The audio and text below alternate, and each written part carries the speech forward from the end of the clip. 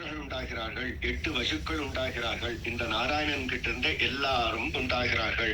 அந்த உண்டானதெல்லாம் அந்த நாராயணனாலே காப்பாற்றப்படுகிறது அப்படின்னு சொல்லிட்டு வசர்வாணி சந்தாம்சி நாராயண தேவ சமுத்பந்தே. உண்டான பொருட்களை எல்லாம் இந்த பகவானே காப்பாற்றுகிறான். அப்புறம் ஒரு காலத்துல அவனே நாராயணா பிரதீதந்தே, லிய காலம் வரும்போது அதையெல்லாம் லயமாக்குறான். பகவானே அதே பிரளியந்தே, அதை முடித்து விடுகிறான் அப்படின்னு அந்த சிருஷ்டி கர்மத்தை அப்படியே வேதம் எடுத்து நம்ம காட்டிருக்கு. இதுதான் சிருஷ்டி கர்மம். இப்படிதான் பகவான் கிட்ட இருந்து எல்லாம் உண்டாகிறது. பகவானே உண்டாக்குறான், பகவானே காப்பாத்துறான், கடைசியில பகவானே அழித்து விடுகிறான் அப்படின்னு அந்த சிலந்தியாகவே பகவான் இருக்கிறான். அவனே ஒரு சிலந்தியானது அந்த கூட்ட தானே உண்டாக்கி தான் அதுக்குள்ள வசித்து தன் கடைசியில அதை தானே விழுங்கி விடுகிறது. அது போல பகவான் எல்லாத்தையும் படைத்து எல்லாத்தையும் காப்பாத்தி கடைசியில சம்ஹார காலத்திலே தன்னுடைய உந்திக்குள்ளே எல்லாத்தையும் அடங்கி விடுகிறான் அப்படின்னு ஒவ்வொரு பதத்துக்கு நாராயண பதத்தை போட்டு அத நாராயணவை புருஷா, ஒரு புருஷன் நாராயணன் இருக்கிறான். அகாமத பிரஜாஸ்ரஜாயேதி, நான் சிருஷ்டிப்பேன் என்று முடிவு பண்ணால் உடனே நாராயணாத் பிராணோ ஜாயதே மனச சர்வேத்ராணி. உடனே சிருஷ்டி கர்மத்தை தொடங்கினான். பிராணவாயு உண்டாச்சது, மனசு உண்டாச்சது, இந்திரியங்கள்லாம் உண்டாச்சது, கம் வாயு, வாயு உண்டாச்சது, ஜோதிராபஹா, ஜோதி அக்னி உண்டாச்சது, ஆபஹா ஜலம் உண்டாச்சது, பிருத்வி விஸ்வஸ்ய தாரிணி, இந்த விஸ்வதாரிணியா இருக்கிற பிருத்வி உண்டானால் நாராயணா பிரம்மா ஜாயத்தை, அந்த பிரம்மத்துடைய நாராயணனுடைய கொப்புல இருந்து பிரம்மா உண்டானார். நாராயணா திந்திரோ ஜாயத்தே, ருத்ரனானவன் அந்த நாராயணன் கிட்ட உண்டானான். நாராயணா திந்திரோ ஜாயத்தே, நாராயணன் கிட்ட இருந்து இந்திரன் உண்டானான். நாராயணா பிரஜாபதி பிரஜாயத்தே, பிரஜாபதி உண்டானான். நாராயணா துவாதித்ய ருத்ரோ வசமஹா, அந்த நாராயணன் கிட்ட இருந்து பாதச ஆதித்யர்கள், ஏகாதச ருத்ரர்கள், அஷ்டவசுக்கள் எல்லாம் உண்டானா. சர்வாணி சந்தாம்சி நாராயண தேவ சமுத்பந்தே, எல்லாத்தையும் பகவானே உண்டாக்கினான். நாராயண பிரதீதந்தே, உண்டானதெல்லாம் பகவானே காப்பாத்துகிறான். நாராயணே பிரளீயந்தே, ஒரு சம்ஹார காலம் வரும்போது எல்லாத்தையும் சம்ஹாரம் பண்ணி மேல எல்லாம் எது சிருஷ்டித்தானோ அதையெல்லாம் சம்ஹாரம் பண்ணி தன்னுடைய வயிற்றிலே தாங்குகிறான் அப்படின்னு உண்டான கர்மத்திலிருந்து அதை காப்பாத்தி அதை அழிப்பதும் நாராயணனே அப்படின்னு ஸ்பஷ்டமாக இதுல சொல்லியிருக்கு. இப்படி அந்த அதுல பார்த்தோம்னா எல்லாத்துக்கும் காரணமாக அந்த பகவானே இருக்கிறான். பகவான் கிட்ட இருந்து எல்லாம் உண்டாகிறது அப்படின்னு இந்த வேத வாக்கியம் நமக்கு உற்பத்தி பண்றது. எல்லா தேவதைகளும் அதுல இருந்து உண்டாகிறார்கள் அப்படின்னு. அந்த பகவான் கிட்ட இருந்து பிரஜாபதி உண்டாகிறார், பிரம்மா உண்டாகிறார். அவன் அந்த பிரம்மாவை கொண்டு மற்ற சிருஷ்டிகளை எல்லாம் பண்றார் அப்படிங்கிறதும். அந்த நாராயணன் கிட்ட இருந்து ருத்ரன் உண்டாகிறார். அந்த ருத்ரன் வழியாக சம்ஹாரத்தை பண்ணுகிறார். அவருக்குள்ள அந்தரியாமியாக பகவான் இருந்து எல்லாத்தையும் சம்ஹாரம் பண்ணுகிறார் அப்படின்னு சொல்றது. அது இன்னும் கொஞ்சம் இன்னும் 2-3 மந்திரங்கள் ஸ்பஷ்டமாக காட்டியது. ஏன்னா இப்படின்னு சொல்லி பிரகாசில ஒரு கேள்வி வந்துடும், ருத்ரனும் சிவனும் எங்கிருந்து உண்டானார், நீங்க நாராயணன் கிட்ட உண்டானான்னு சொல்றீங்களே அப்படின்னு சொன்னா அதுக்கு மந்திரம் சொல்றது, விருபாட்ச பிராமணா புத்திராய ஜேஷ்டா சிரேஷ்டாய. அந்த நாராயணன் கிட்ட இருந்து பிரம்மா உண்டாகிறார்.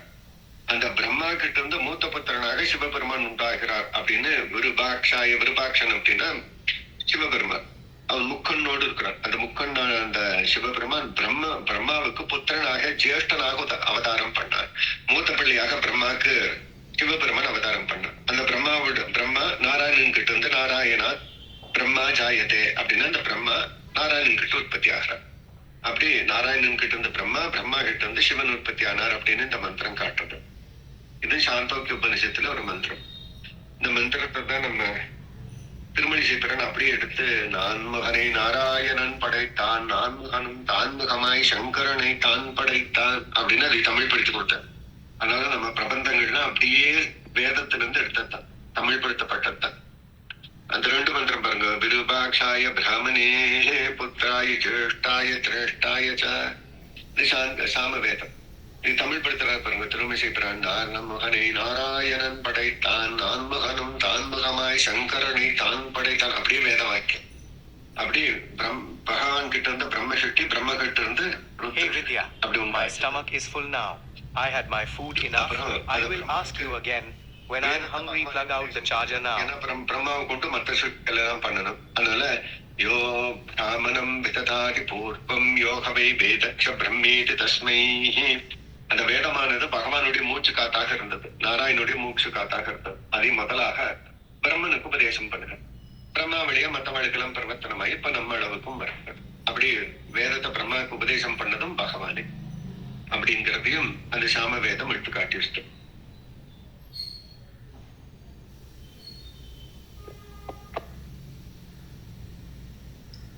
இதுல அது காட்டிடுத்து. இன்னும் அதி ஸ்பஷ்டமாக 2-3 மந்திரங்கள் அந்த பிரம்மத்துடைய ஸ்வரூபத்தை பத்தி காட்டுறது. அதஹா புனரேவ நாராயண சோகாமஹ மனசா தியானஹ தஸ்யான் தியாதா தஸ்ய லலாட ஸ்வேதோபாத் த இமா பிரதானஹ ஆவஹா தத் தேஜஹ கிரண்ய மண்டபம் தத் பிரம்மா சதுர்முகா ஜாயதே அப்படின்னு ஒரு மந்திரம். இது மகோபனிஷத்துல மந்திரம். மகோபனிஷத்து அப்படிங்கிறது சாமவேதத்துடைய உபனிஷத்து. அது சாமவேதம் எடுத்து காட்டுறது. அத புனரேவ நாராயண, இந்த நாராயணன் ஜீவர்களை எல்லாம் உற்பத்தி பண்ணணும் அப்படின்னு மனசுல யோசிச்சார்.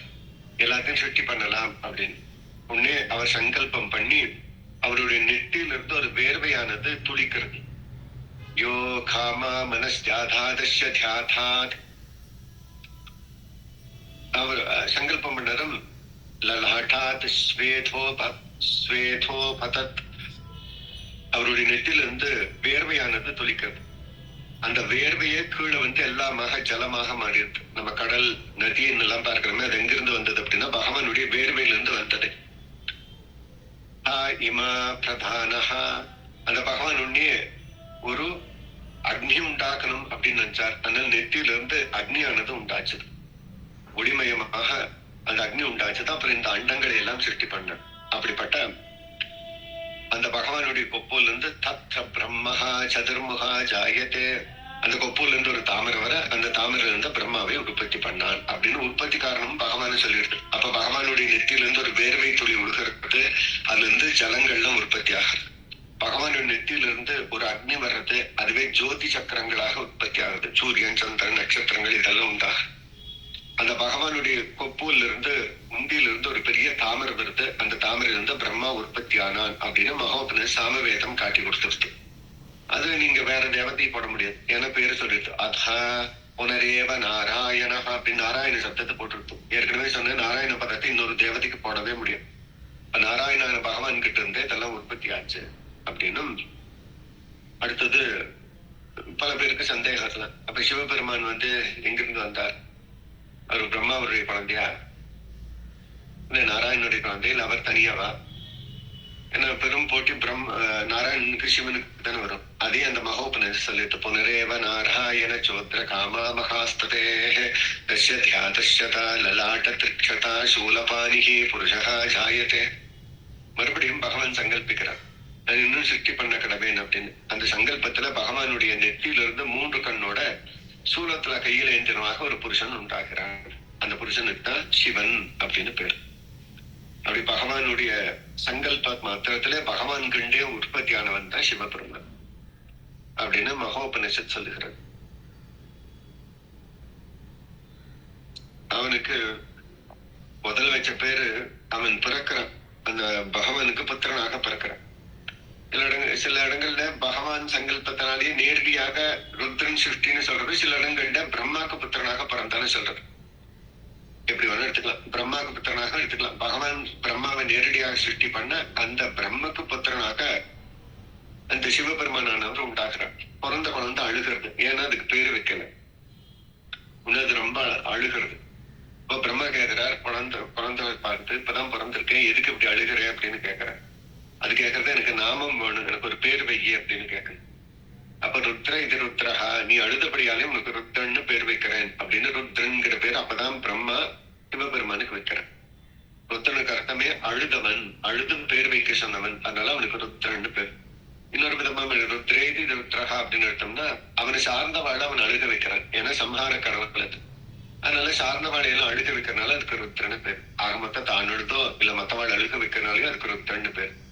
அது நாராயணனுடைய புத்திரனான பிரம்மனுக்கே புத்திரனாக பிறந்தது அப்படின்னு இந்த வேதம் சொல்கிறது. அப்ப இதெல்லாம் பகவான் கிட்ட இருந்தே உற்பத்தி ஆகிறது.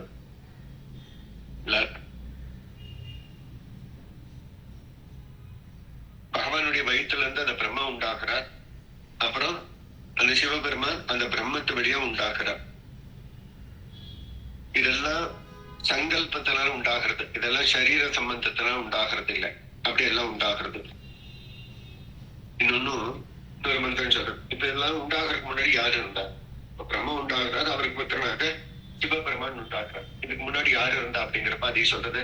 அதுவும் மகோபனிஷத்துல ஒரு மந்திரம், ஏகோவை நாராயண ஆசீத் ந பிரம்மா ந ஈசஹ நபோ அக்னிஹி நேமோத்யாத்மா பிருத்தி ந நக்ஷத்ராணி ந சூர்யா ந சந்திரஸ ஏகானி நாமேதஹ அப்படின்னு ஒரு மந்திரம். சிருஷ்டி முன்னாடி யாருமே இல்லை அப்படின்னு சொல்லிச்சு. ஏகோவை நாராயண ஆசீத், நாராயணன் ஒருத்தனே தனியாக இருந்தார். அப்ப சிருஷ்டி கர்மா தொடங்குறதுக்கு முன்னாடி யாருமே இல்லைன்னு அர்த்தம். அப்ப ஒன்னே ஒண்ணு மாத்திரம் தான் எல்லா காலத்திலும் இருக்கு. மத்ததெல்லாம் உண்டு பண்ணப்பட்டதே மத்த தேவதைகள். ஸ்பஷ்டமா ஏகோவை அப்படின்னு ஒன்னே ஒண்ணுதான் இருந்தது. அவை நாராயண ஆசித், அது நாராயணன். ஏன்னா ஒண்ணுதான் இருந்ததுன்னா அதுக்கு வேற பேர் போட்டுருவா ஜனங்கள்லாம். அதனால அது ஸ்பஷ்டமா சொல்லிடுது, எது உண்டாகிறதுக்கு முன்னாடி ஒண்ணு மாத்திரமே இருந்தது, அது நாராயணன்னு பேர். அந்த காலத்துல நான் பிரம்மா, அந்த பிரம்மா இல்லை. நான் ஈசானஹா, சிவனும் இல்லை. நான் அக்னிஹி, அக்னியும் இல்லை. நேதா பிருத்வி, இந்த பிருத்வி பூமியும் உண்டாகல. நான் நக்ஷத்ராணி, எங்கு நட்சத்திரங்களும் இல்லை. நான் சூரியஹா, சூரியனும் இல்லை. நான் சந்திரஹா, சந்திரனும் இல்லை. இப்ப எதுவுமே உண்டாகாத காலத்துல, பிரம்மனும் சிவனும் இல்லாத காலத்துல ஒன்னே ஒண்ணு மாத்திரமே இருந்தது, அது நாராயணன்னு பேரு அப்படின்னு அது சொல்லிட்டு. அதுக்கு பின்னாடி அதுல இருந்து எல்லாம் உற்பத்தி ஆனா கடைசியில எல்லாம் அதுகிட்டயே போய் சேர்றது அப்படின்னு சொல்றாங்க. இப்ப இந்த இடத்துல ஒரு கேள்வி வருது, பகவான் எதுக்கு இதெல்லாம் சிருஷ்டி பண்ணணும்? பேசாம அவரே இருந்திருக்க வேண்டியதானே. இப்ப நம்ம எல்லாம் சிருஷ்டி பண்ணி மனுஷர்களை வச்சு கர்மத்தை கொடுத்தாதானே நம்மளுக்கு எல்லாம் இத்தனை பிரச்சனை. நம்மள எல்லாம் சிருஷ்டி பண்ணாமே பேசாம இருந்தா நம்மளும் பேசாம இருந்திருப்போமோ அப்படின்னு எல்லாம் கேள்வி பல பேருக்கு வருது. அதுக்கு என்ன காரணம் பகவான் சிருஷ்டிக்கு அப்படின்னா, முக்கியமான காரணம் லோகவத்து லீலா கைவல்யம் அப்படின்னு எடுக்கிறார். இதுவும் இந்த மகோபனிஷத்தை சொல்லுகிறார். எல்லாம் எதுக்கு படைக்கிறா அப்படின்னா, லீலையாக படைக்கப்படுறது, விளையாட்டாகவே படைக்கப்படுகிறது.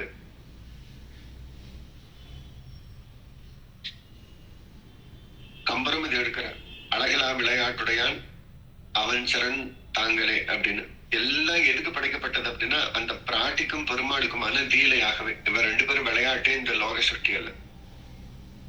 ஒரு கணவனும் மனைவி இருந்தா அப்படின்னா விளையாட மாட்டாள், அவளுக்கு போர் அடிக்காதா? அது போல இவ ரெண்டு பேரும் விளையாடுகிறார். மகாலட்சுமியும் பெருமாளும் விளையாடுகிறார். அதுக்காகவே இந்த உற்பத்தி. அவளுக்கு இந்த விதவிதமா காட்டுறதுக்காக, அவரை பார்த்து சந்தோஷப்படுறதுக்காக, அதுக்காகவே சிருஷ்டி. அதைய வேதமா எடுத்து காட்டிட்டு, லோகவத்து லீலையா கைவல்யம், லீலையாகவே இதெல்லாம் படைக்கப்படுகிறது அப்படின்னு. இது ஒரு முதல் காரணம்.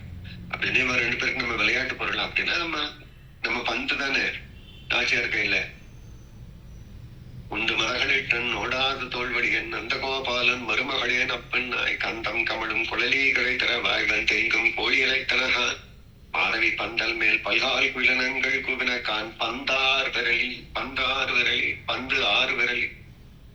அந்த மகாலட்சுமியில கையில இருக்கிற பந்து தான் நம்ம எல்லாம். எங்க பாருங்க எல்லாமே திருப்பாவில தான் இருக்கு. அதனால்தான் வேதம் அனைத்திற்கும் விட்டாக. இதை பார்க்க வேண்டியது அது ஒரே ஒரு பதத்துல பாத்திரலாம். பந்தாறு விரலி ஆண்டல் எப்படி சொல்லிட்டு போயிருக்க பாருங்க. நம்ம எல்லாம் யாரு? நம்ம எல்லாம் பந்து. யார் கையில? அந்த மகாலட்சுமியோட கையில. ரெண்டு பேரும் பந்து விளையாடு. அதுவே லீலையாக இப்படி உற்பத்தி ஆகிறது அப்படின்னு வேதமும் அதுவே சொல்றது. அதுவே அங்க ஆண்டாலும் பந்தாறு விரலி அப்படின்னு பதத்தை போடுகிறார். அப்ப இது லீலைக்காக, அந்த பிராட்டிக்கும் பெருமாளுக்கும் லீலையாக விளையாட்டாகவே எல்லாம் படைக்கப்படுகிறது அப்படிங்கிறது ஒரு காரணம். அப்ப நம்ம எல்லாம் விளையாட்டா அப்படின்னு எடுத்துட்டீங்கன்னா, பகவானுக்கு விளையாட்டா இருக்க சந்தோஷம் தானே. பகவானுக்கு நம்ம எல்லாம் விளையாட்டு பொருளா இருக்கிறோம்னா அது பெரிய உஜ்ஜீவனம் தானே. அது காரணம். ரெண்டாவது காரணம் என்ன அப்படின்னா, அவன் ஏதோ ஒரு பிறவி கொடுத்தாதான் நம்ம வைகுண்டத்துக்கு போக முடியும். இல்லை அப்படின்னா நம்ம பார்க்கடல்ல மாத்திரமே இருப்போம், இல்ல மேகங்களை மாத்திரமே மேக குஞ்சங்களா இருப்போம். வைகுண்டத்துக்கு போனா மாத்திரம்தான் எல்லாம் கர்மங்கள்ல அற்று போய் முடிவில்லாத அந்த ஆனந்தத்தை வைக்க முடியும். அங்க போகாத வரைக்கும் இதை அனுபவிக்கவே முடியும். அதனால எல்லாருமே வைகுண்டம் போவது மன்னவர் விதியே. எல்லாம் ஒரு நாள் அங்க கிளம்பி போய்தான் ஆகும். அதனாலையும் நம்ம குழந்தைகள் எல்லாம் வைகுண்டத்துக்கு போகணும் அப்படிங்கறதுக்காக ரெண்டு பேரும் விளையாடுற விளையாட்டு. அப்ப விளையாட்டு தான். எதுக்காக ரெண்டு பேரும் விளையாடுறோம் அப்படின்னா, நம்மள விளையாடணும்னா நம்ம ஆனந்தத்துக்காக விளையாடுறோம். பந்து விளையாடணும் அப்படின்னா அவன் விளையாட்டுக்காக விளையாடுவான், ஆனந்தத்துக்காக விளையாடுவான். ஆனா பெருமாளும் பிராட்டியும் பந்தாக நம்மளை கொண்டு விளையாடுறான் அப்படின்னு எதுக்கு அப்படின்னு இந்த பந்து எப்படியாவது வைகுண்டத்துக்கு கூட்டிட்டு போயிடலாம். அவன் நினைச்சா கூப்பிட்டு போக முடியாது அப்படின்னா இல்ல, கர்மங்கள் அனுபவிச்சே இங்கிருந்து போகணும் வழியே நேரா பெருமாளும் கூட்டிட்டு போங்க. அவனும் விதிக்கு உட்பட்டவனே, விதிக்கு மாற்றி அவனால செய்ய முடியுமானா செய்யலாம், அவன் விதியை மீறியும் செய்யலாம், ஆனா செய்ய மாட்டான். அவனும் விதிக்கு உட்பட்டே காரியம் நடத்துவான். அதனால லீலையாகவே இதெல்லாம் உற்பத்தி ஆகிறது அப்படின்னு சொல்றது. இன்னொன்னும் அப்படிப்பட்ட அந்த பகவானுக்கு சர்வேஸ்வரேஸ்வரஹா அப்படின்னு பேர் கொடுத்தது இந்த மகோபனிஷத்து. எல்லா ஈஸ்வரர் காட்டிலும் இந்த பகவான் நாராயணன் சர்வேஸ்வரேஸ்வரஹா அப்படின்னு எல்லா ஈஸ்வரர்களுக்கும் காட்டிலும் பெரியவனாக இருக்கிறான் அப்படின்னு சர்வதா சர்வத்ர சர்வதா பிரமேதத்யுதா கிருதாக அப்படின்னு அது எடுத்து காட்டுறது. எல்லாத்தையும் மேம்பட்ட அந்த பரபிரமமாக இருக்கிறான். அவன் சிவனும் பிரம்மனுக்கும் மேற்பட்டவனாக இருக்கிறான். அவனே பரமாத்மாவாக இருக்கிறான் அப்படின்னு இந்த உபநிஷத் சொல்லுகிறது. இப்போ இந்த இடத்துல அந்த வேதம் இன்னொன்னு காட்டி கொடுத்தது, சிவபெருமான்கிற ஒரு நல்ல தேவத்தைன்னு காட்டி கொடுத்தது. அவன் நாராயண மேல ரொம்ப பக்தி இருக்கிறவனுங்கிறதும் இந்த மந்திரம் காட்டி கொடுத்தது. அப்ப இந்த லோகத்தில் தான் எல்லாம் இந்த பூஜை எல்லாம் வந்து அவளுக்கு ஆகாது அப்படின்னு கிளப்பினது. வேத மந்திரம் ஸ்பஷ்டமாக சொல்லி கொடுக்கிறது. சிவ ஏவ ஸ்வயம் சாட்சாத் அயம் பிரம்ம வித்வமஹா அப்படின்னு அந்த மந்திரம் சொல்றது. அந்த பிரம்மமாகிய நாராயணனே அறிந்தவர்களுக்கு சிவபெருமான் மிகச் சிறந்தவராக இருக்கிறார். நாராயணனே எல்லாத்தையும் உற்பத்தி பண்ணான் அப்படிங்கிறதும், அந்த நாராயண தத்துவத்தை ரொம்ப நல்லா தெரிஞ்சவருக்குள்ள மிகச் சிறந்த பக்தன் யாரு அப்படின்னா சிவன் அப்படிங்க. அவன் பெரிய பிரம்ம ஜானி அப்படின்னு வேதம் கொண்டாடுகிறது. சிவ ஏவ ஸ்வயம் சாட்சாத் அயம் பிரம்ம விதுத்தமஹா. அந்த சிவனே பகவானை பத்தி தெரிஞ்சல மிகச்சிறந்த பக்தன் அப்படின்னு சொல்றது. அதனால எப்போதுமே வைஷ்ணவர்கள் இத்தனை தேவதைகள் கிட்ட பூசல் வளர்த்தக்கூடாது. நம்மளுக்கு அவகிட்ட ஆக வேண்டியது இல்லைங்கிறதுனால்தான் தள்ளி இருக்கிற முடியும். அவளுக்கு எல்லாம் சக்தி இல்லை, அவள்லாம் ஆகாது, அவளும் மோசம் அப்படிங்கிறது இல்லை. நம்மளுக்கு வேண்டியது இல்லை, அவ்வளவுதான். ஒரு மனைவிக்கு கணவனே போதுங்கிற தாற்பயத்தில் தான் இருக்கிற முடிய அந்த தேவத்தை தப்பான தேவத்தைன்னு யாரும் அதை பண்ணக்கூடாது. ஏன்னா அப்படி வேதம் சொல்லலை. அப்படி மகோபனிஷத் இதை காட்டுகிறது.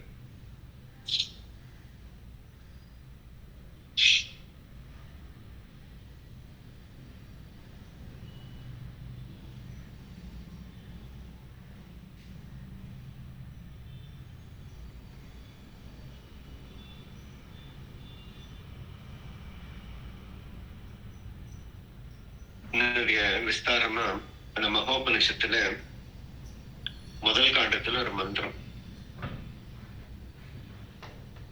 தேவஹா சோம்யம் இதமக்ரம் ஆசீத் ஏகமாத்யம் அப்படின்னு இருக்கு. எல்லாம் சிருஷ்டி ஆகாதுக்கு முன்னாடி எல்லாம் பகவான் கிட்ட சத்தாகவே இருந்தது. எப்போதுமே இது பெரிய சந்தேகம் தான், நம்ம எல்லாம் பகவான் திருமேனி இருந்தோமா அப்படின்னா அப்படியா, நம்ம இல்லாம பகவானோடைய சேர்ந்து இருந்தோமா அப்படின்னா நம்ப மாட்டான். சும்மா கதை கேட்கற மாதிரி கேட்டுக்குவான். நிஜம்ங்கிறது நம்ம வேதம் எடுத்து காட்டுறது. சமேவ சோம்யம் இதமக்ரீஸ் ஆசீத் ஏகமேவாத்வதீயம். ரெண்டே இல்லை, இந்த லோகத்துல எல்லாமே இந்த பகவானோடு சேர்ந்து ஒன்னாகவே இருந்தது. அது எப்ப அவன் சிருஷ்டி பண்ணணும்னு சொன்னாதோ அப்போதே ரெண்டாக மாறிட்டு அப்போதே நம்ம எல்லாம் பிறந்தோம். அதுக்கு முன்னாடி நம்ம பகவானுடைய திருமேனில சேர்ந்து இருந்தோம்னு இந்த வேதம் காட்டி கொடுக்கிறது. அந்த சிருஷ்டி கர்மத்துக்கு பின்னாடி அது எல்லாம் விஸ்தாரமாக அந்த மகோபனிஷத்து முதல் காண்டத்துல ஒரு மந்திரம் சொல்ததாஹு இன்னதாசி தஸ்மை ஹதோ வாசஹ சா சஞ்ஞாதத்த சகல திதிஹி தஸ்மாந்தமஸ்ய ஜாதஹ தமசஹ பூதானி பூதரே ச ஆகாசாத் ஆகாசாத் வாயுஹு வாயுரக்னிஹ அக்னி ஆபஹ ஆப பிருத்வி ததண்டம் சமுத்பத் சம்வக்ஷரோ உபஸ்தேத்வா ஆகரந்த் अधस्तात् भूमिम् उपतष्टति आकाशात् वन्दे पुरुषदुभ्यम् सहस्रशीरुषा पुरुषः सहस्राचः सहस्रपात् सहस्रबाहुरितिः सोऽभ्ये भूतानां मृत्युम् अष्टुजत् त्रिशात्रिशिरकम् त्रिपातम् खण्डपरशुम् दश्यधृति अभिवाते लदातात् घ्रोराजो रुद्रो जायते அப்படின்னு எடுக்கிறது.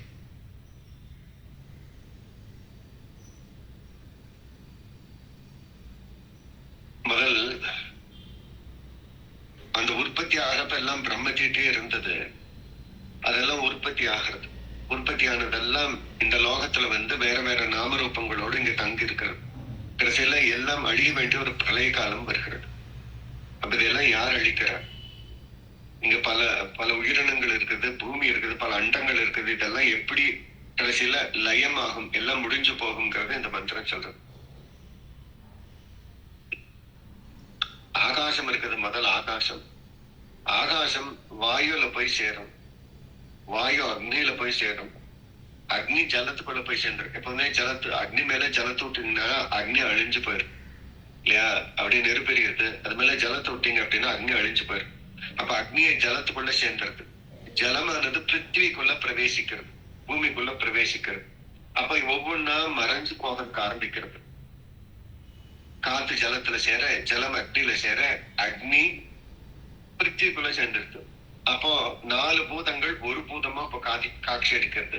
அது பிருத்திவியா மாறிடுச்சு. அந்த பிருத்திவியும் ஆகாசத்தோடு சேர்ந்து ஒரு அண்டமாக அப்படியே பிரமிக்கிறது, எல்லாம் ஒன்னா சேர்ந்துருது. அப்படியே 1 வருஷ காலம் அந்த பூமி அசைவில்லாதவாதாக அப்படியே இருக்கும். அப்புறமா அப்படி அசைவ ஒண்ணும் இல்லாத அந்த சமயத்துல ஒரு பகவான் ஆனவர் எல்லாத்துக்கும் பிரத்யட்சமா காட்சி கொடுக்கிறார். அந்த பிரளய காலத்துல அந்த பகவான் எப்படி இருக்கிறான் அப்படின்னா 1000 தலைகளோடும் 1000 கண்களோடும் 1000 கால்களோடும் 1000 கைகளோடும் அந்த புருஷோத்தமனான பகவான் சேவை சாதிக்கிறான். அவனுக்குள்ளேயே அந்தர்யாமியாக மிருத்து தேவதை இருக்கிறது. யமன் அப்படிங்கிற தேவதைக்கு அந்தர்யாமியாக பகவான் இருக்கிறான். அந்த பகவான் என்ன பண்ணுகிறான், எல்லாத்தையும் இந்த அண்டங்களை எல்லாம் முன்னோடு ஒண்ணு சேர்ந்ததே அப்படியே தன்னுடைய வாயில் அப்படியே விழுங்கி தன்னுடைய கர்ப்பத்தில் அதை சுமந்து தான் அதை காப்பாற்றுறான். இப்படி ஒன்னோடு ஒண்ணு சேர்க்க வைத்து அந்த ஜீவர்களையும் அதோடு சேர்த்து எல்லாத்தையும் அந்த அண்டங்களை எல்லாம் தானே விழுங்கி தன்னுடைய கர்ப்பத்திலே தாங்குகிறான். அப்படியே பகவானே சிருஷ்டி பண்ணி பகவானே அதை அழிக்கிறான் அப்படின்னு அதை சொல்லுகிறான். அந்த பெரிய அந்த பரமபுருஷன் எப்படி இருப்பான் அப்படிங்கிறத காட்டுறது பெரிய லட்சுமிநாதன். அந்த பகவான் பெரிய ரூபத்தை எடுத்திருக்கிறான். அப்படியே 1000 தலைகளோடு இருக்கிறது, 1000 கைகளோட 1000 கால்களோட பகவான் சேவை சாதிக்கிறார். தோள்கள் 1000 முடிகள் 1000 துணைமலர் கண்கள் 1000 தாள்கள் 1000 அப்படின்னு சகஸ்ரபாத சிரோபாகவோ அப்படின்னு பெரிய ரூபத்தோட பகவான் அனைத்தையும் விஸ்வரூபத்தில் அடக்கி தன்னுடைய கர்ப்பத்திலே அதை சுமக்கிறான் அப்படின்னு இந்த மந்திரமானது சொல்லுகிறது.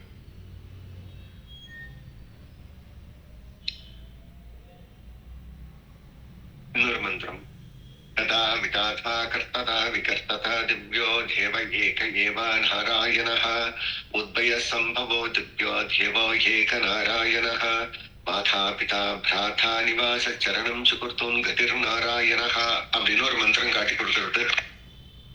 எல்லாத்தையும் கர்ப்பமாக தெரிச்சவன் பகவான் நாராயணனே, அந்த சிருஷ்டிய பண்ணவன் நாராயணனே, எல்லாத்தையும் உண்டாக்குறவன் அந்த பகவானே. இவன் வைகுண்டத்தில் இருக்கும் நாராயணன் ஒருத்தனே அப்படிங்கிறவன் கடைசியில சம்சாரத்தை நீக்கி எல்லாரையும் தன்னுடைய திவ்யலோகமான வைகுண்டத்தை சேர்த்துக் கொள்ளுவன் அவனே அப்படின்னு உத்பக சம்போத திவ்ய தேவோ நாராயண ஏகோ நாராயணஹா அப்படின்னு தன்னுடைய லோகத்தையும் கொடுத்து அங்க எல்லாத்துக்குமா மாதா பிதா பிராதா நிவாச சரணம் சுகுர்த்தோம் கதிர் நாராயணன். அங்க போனவாளுக்கு அவனே சர்வமாக இருக்கிறான். அவனே மாதா, அவனே பிதா, அவனே சுகுர்த்து, அவனே நண்பன், அப்படி மோக்ஷோபாயத்தை கொடுத்து எல்லாத்தையும் தன் கிட்ட சேர்த்துப்பனாக அந்த பகவான் இருக்கிறான் அப்படின்னு இந்த மந்திரமானது சொல்லுகிறது. இவனே சந்திரசூரியர்களை சிருஷ்டிப்பட்டான்னு ஒரு மந்திரம் காட்டுது. சந்திரமா ததா ஹிரா பூர்வம் அகல் பதன், இந்த பகவான் கிட்ட இருந்தே சந்திரசூரியர்கள் உண்டானார்கள் அப்படின்னு ஒரு மந்திரம் காட்டுகிறது.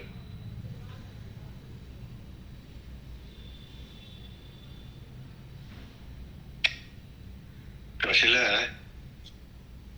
ஒரு ஜாக்கிரதை பொறுத்து இதை பூர்த்தி பண்றது இந்த மகோபனிஷத்து. என்ன அப்படின்னா, இந்த மேல சொன்ன மந்திரங்கள்ல நீங்க நம்பணும் பகவான் கிட்ட இருந்தே வந்தது அப்படின்னு. இதுக்கு அபார்த்தம் கண்டுபிடிச்சிங்க அப்படின்னா அதுக்கு பதில் சொல்றது, யா புத்திரஹா பிதரம் த்வதேஷ்டஹ வித்யா அன்யரேதஸா யஸ்து நாராயண த்வேஷ்டி வித்யாத் அத்ர ரேதஸாம் அப்படின்னு.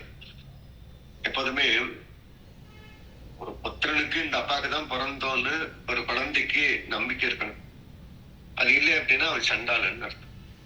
அது போலவே நாராயணனுக்கே அவன் தான் சிருஷ்டி பண்ணியிருக்கிறான், நாம் அவனுக்கே பிறந்தோம்னு ஒவ்வொரு ஜீவாத்மாவும் நம்பணும் மேல சொன்ன மேல இருக்க மந்திரத்தை வச்சு.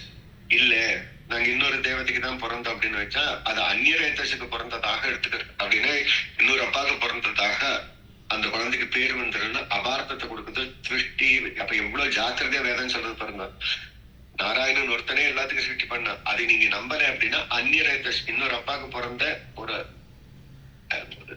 கேடுகட்ட நிலைமை வந்து அப்படின்னு அந்த கர்மாவானது உங்களுக்கு வந்து சேரும்னு வேதம் அதை சொல்லி பூர்த்தி பண்ணுகிறது. அப்படி இந்த பகவானுக்கு இந்த ஸ்வரூபத்தை சொல்லுகிறது மகோபனிஷத். அடுத்தது சுபாலோபனிஷத் அப்படின்னு ஒரு உபனிஷத். சுபாலோ அப்படின்னா சுபாலகா அப்படின்னு அர்த்தம். சுபாலகா அப்படின்னா நல்ல குழந்தைன்னு அர்த்தம். நம்மளை கூப்பிடுறது இந்த குழந்தை நல்ல குழந்தைகளா, சுபாலர்களே, நாங்க உங்களுக்கு பிரம்மத்தை பத்தி சொல்லுகிறேன் அப்படின்னு நம்மளை எல்லாம் கூப்பிடுறது அந்த வேதம். இது சுபால உபனிஷத்துல இருக்கிற மந்திரம். அது என்ன சொல்றது அப்படின்னா பித்ரு மாத்ரு சுதா பிராத்து தாரா மித்ரயோ பீவா ஏபே பலலாபாய சர்வலாபாய கேசவா அப்படின்னு இருக்கு. ஒரு லோகத்துல பிதாவும் பகவானே, நாராயணனே, மாதாவா இருப்பதும் பகவானே, தலையனாக சகோதரனாக மனைவியாக நண்பனாக எல்லாமாக இருப்பது அந்த பகவானே அப்படிங்கறத நீ தெரிஞ்சுக்கோ. இல்லை அப்படின்னா அதுவே லாபம். நீ அது தெரிஞ்சுக்கல அப்படின்னா உனக்கு அது லாபமாக இருக்காது அப்படின்னு இந்த வேதம் நம்மளை கூப்பிட்டு நமக்கு ஒரு உன்னை காட்டி கொடுக்கிறது பகவானே சர்வமாக இருக்கிறான் அப்படின்னு பிதரம் மாதரம் என்று காட்டுகிறது. அந்த பகவான் எப்படிப்பட்டவன் அப்படிங்கறத காட்டுறது இந்த வேதம். பகவான் என்ன சொல்றது சுபான உபநிஷத்து அப்படின்னா மாதான்னு சொல்றோம். மாத்ரு சுதா பகவான மாதா அப்படின்னு இருக்குது. எப்போதுமே நாராயண பிதான்னு சொல்லலாம். மாதான்னா பொருந்துமா அப்படின்னா, ஏன்னா மாதா அப்படின்னா நமக்கு ஸ்ரீதேவி தான், அவதான் ஸ்ரீ ரூபமா இருக்கிற. அப்ப மகாலட்சுமி ஸ்திரீ மாதான்னு சொன்னா பரவாயில்லை, நாராயணனை இது எப்படி மாதான்னு சொல்றது அப்படிங்கிறப்போ நாராயணனுக்கு எப்படி மாதாங்கிறது பொருந்தும் அப்படின்னு சுபால உபநிஷத் காட்டுகிறது. ஜெகத்வியாபாரம் சதா அப்படின்னு ஒரு சூத்திரம். அதுல எதெல்லாம் உண்டாக்கப்படுறதோ அது மாதா ஸ்வரூபத்துல இருந்து உண்டாக்கப்படுகிறது அப்படின்னு அந்த விதி சொல்றதுனால எல்லாத்தையும் உண்டு பண்ணவன் பகவான் தானே. பகவான் கிட்ட இருந்து தானே வந்தோம். அப்ப பகவான் தானே உண்டு பண்ணார். உண்டு பண்றதுதானே மாதா. அப்போ நம்ம எல்லாம் அந்த பகவான் கிட்ட இருந்து வந்ததுனால பகவானே மாதா அப்படின்னு கொள்றது தகும் அப்படின்னு வேதம் இந்த இடத்துல எடுத்து காட்டுறது. ஏகோ பலா சர்வதாரன் மித்ரேவா மாத்ரு அப்படின்னு மாதாங்கிற ஸ்தானமும் பகவானுக்கு சேரும் அப்படின்னு சொல்றது. மாதா ஸ்ரீதேவி காட்டிலும் இவன் இன்னும் தன் அடியார்கள்கிட்ட பெரும் பிரேமம் மிக்கவன், அதனாலேயே மாதான்னு சொல்லலாம். மகாலட்சுமிக்கு எல்லாத்துக்கும் நம்ம மேல பிரியம் ஜாஸ்தின்னு தெரியும். அதை காட்டிலும் ஒருபடி இந்த பகவானுக்கு நம்ம மேல பிரியம் ஜாஸ்தி, அதனாலேயே மாதாவை சொல்லலாம். மாதாங்கிற மகாலட்சுமிக்கு விட அதிகமான பிரேமம் இருக்கிறதுனால இந்த நாராயணனும் மாதான்னு சொல்லலாம் அப்படின்னு இடத்துல ஒரு பிரமாணத்தை காட்டுகிறார். பெரியாழ்வார் திருமொழியிலே ஒரு பாசுரம். தன்னடியார் திறத்தகத்து தாமரையாள் ஆகிலும் சிதவுரைக்கு மேல் என்னடியார் அது செய்தார் செய்தாரே நன்று செய்தார் என்பர் போலும் செய்யார் செய்தாரே நன்று செய்தார் என்பர் போலும். பெரிய பிராட்டியார் எப்போதுமே ஒரு குழந்தை பத்தி தப்பா சொல்றது இல்லை, ஒரு ஜீவனை பத்தி. ஆனாலும் பிராட்டிக்கு அப்பப்ப சந்தேகம் தரும். பெருமாளுக்கு இருக்கிற கிருப்பை நிஜமானது தானா, ஒருவேளை நம்ம குழந்தைகளை ஏதாவது தண்டிச்சிருவாரா அப்படிங்கறக்காக பெருமாளை போய் சோதிக்கலாம் அப்படிங்கறக்காக நம்மளை பத்தி மகாலட்சுமியை தப்பு சொல்லுவா. ஒரு நாளும் மகாலட்சுமி ஸ்ரீ வைஷ்ணவனை பத்தி தப்பு பெருமாள் கிட்ட சொல்லவே மாட்டான். ஆனாலும் அவர் என்ன நினைக்கிறாருன்னு சொல்லணும் அப்படின்னா நம்ம திட்டி பார்ப்போமே அவர் என்ன சொல்லுவார் அப்படிங்கறக்காக நம்மளை பத்தி சில விஷயங்கள் சொல்லுவார். அப்பா அவன் என்ன சொல்றான்னு பார்க்கலாம். அப்ப அவன் பகவான் சொல்லுவான்னா, அவளை ஸ்ரீ வைஷ்ணவா என்னுடைய அடியார்கள் அதை செய்யார், அவ ஒரு நாளும் அதை செய்திருக்க மாட்டான். நீ தப்பா சொல்ற மகாலட்சுமி, அவ அதையெல்லாம் செஞ்சிருக்க மாட்டான். அப்படி செஞ்சிருந்தாலும் அதுக்கு ஒரு காரணம் இருக்கும். காரணம் இல்லாம அவ செய்ய மாட்டான் அப்படின்னு பெருமாள் அந்த தப்பம் கூட போக்கியமாக பார்ப்பாள். இது பொதுவா மகாலட்சுமிக்கு தான் இந்த குணம் உண்டு. நம்ம செய்த தவறும் கூட அது ஒரு போக்கியமா எடுத்துன்னு சொல்றது மாதா தான். அதுல விஞ்சி இருப்பானா பகவான். அதனால இவளை மாதா அப்படின்னு சொல்லலாம் அப்படின்னு பெரியாழ்வார் எடுத்து காட்டுகிற. இதே இந்த சுபால உபநிஷத்துன்னு சொல்றது பகவானுக்கு மாதாஸ்தானம் அப்படிங்கிறது. இத்தவே கம்பரும் எடுத்துக்காட்டு, தாய் தன்னை எரியாத கண்டில்லை தன் கண்டை ஆயும் அறியும் உலகின் தாயாயினையே அப்படின்னு ராமர் கொண்டாடுகிறார். ராமரே ஒரு பசுமாடு போல, அது குற்றம் பார்க்காம தன் கன்றுகள் எப்படி எடுத்துக்குமோ அது போல ராமனும் தன் அடியார்கள் கிட்ட தப்பு பார்க்கறது இல்லை அப்படின்னு. அதனால மாதா அப்படிங்கிற ஸ்தானம் மகா பெருமாளுக்கும் சேரும் அப்படின்னு எடுத்து காட்டுகிறார். அப்படி மாதாவுடைய ஸ்தானம் தான் தெரியும். ஏற்கனவே பிதா, அவர் தான் எல்லாத்தையுமே சிருஷ்டி பண்ணவர். அதான் பிதா ஸ்தானமும் சேரும். அவரே நமக்கு கிடைச்ச சொத்து, அப்ப சொத்தும் அவரே அப்படின்னு எல்லா உறவுகளாம இந்த பகவானே இருக்கிறான் அப்படின்னு சுபானோபனிஷத் நம்மளை கூப்பிட்டு காட்டுகிறது. அப்படிப்பட்ட பகவான் அப்படின்னு காட்டுறது.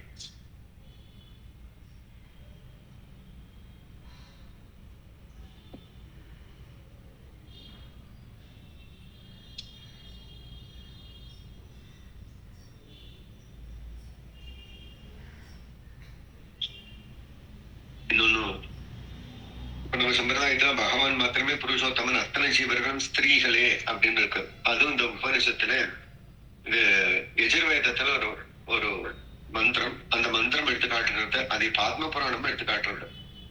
பகவான் அபிஹி சப்தேயம் ததா புருஷ இதிபிஹி நிரூபதி வர்த்ததே வாசுதேவ சனாதனஹ ஏக வாசுதேவ சாட்சாத் புருஷ புக்ஷதே ஸ்ரீ பிராயாத் சர்வம் ஜெகத் பிரம்ம வர்ச்சசாஹ அப்படின்னு இருக்கு. பகவான் புருஷன், நாராயணன் ஒருத்தனே புருஷன், மற்ற அத்தனை ஜீவர்களும் ஸ்திரீ பிராயர்களே அப்படின்னு பாத்ம புராணமும் எடுத்து காட்டுறது. இந்த லோகத்துல ஒரே ஒரு புருஷனை மாத்திரம் தான் பார்க்க முடியும். அதனால்தான் மற்ற தேவதைகளை ஆராதனை பண்ணக்கூடாது, ஏன்னா அது ஸ்திரீ தர்மம் இல்லை அப்படின்னு யஜுர்வேதம் எடுத்து காட்டுகிறது.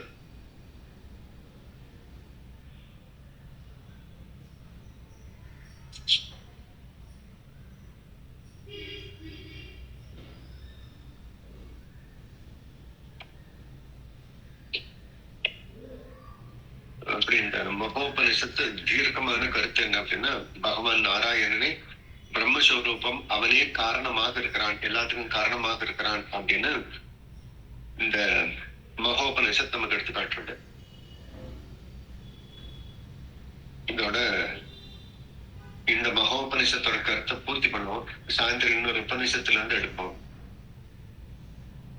இதோட முடிஞ்சதா அப்படின்னா இல்லை. எல்லாரும் ஒரு பேப்பர் பேனா எடுத்து வச்சுக்கோங்க, ஒரு நோட் எடுத்து வச்சுக்கோங்க, இனிமேல் பக்கத்திலேயே வச்சுக்கோங்க.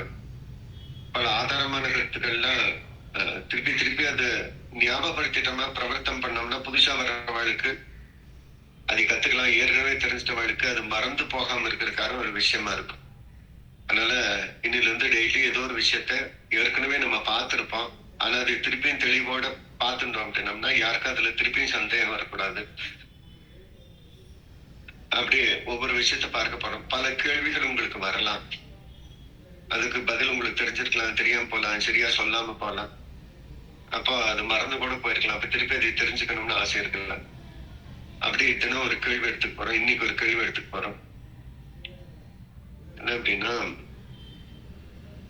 ராமாயணத்துல அந்த பகவான் நாராயணனே ராமனாக அவதாரம் பண்ணார். பெரிய பிராட்டியார் சீதையாக அவதாரம் பண்ணார். இதுல இது சரணாகதி தத்துவமாக இருக்கிறது இந்த ராமாயணம் அப்படிங்கிறது.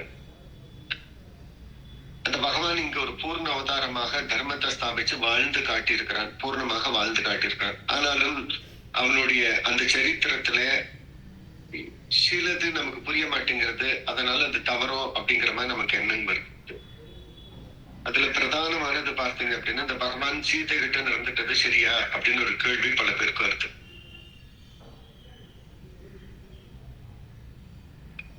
பகவான் சீதை விவாகம் பண்ணிட்டான்.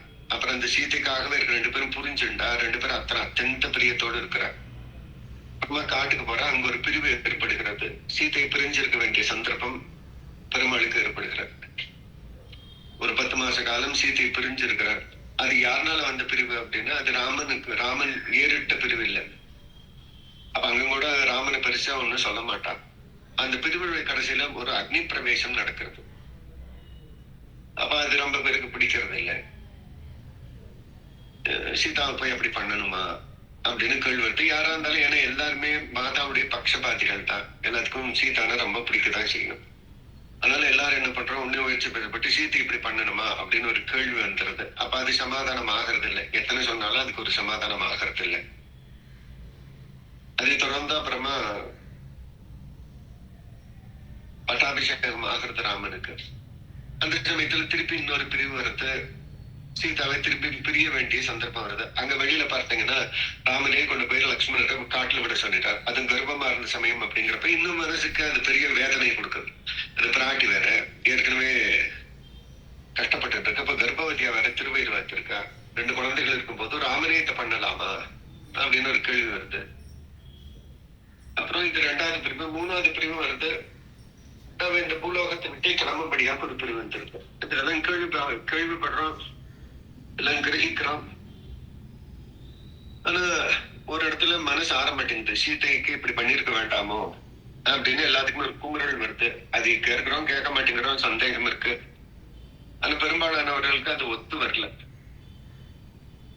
அப்ப இது சரிதானா, இதுக்கு என்ன சமாதானம் சொல்றது அப்படின்னு பார்த்தோம்னா, ஒண்ணு நம்பணும், இது பெரும்பாலும் பிராட்டின்னு நம்பணும்.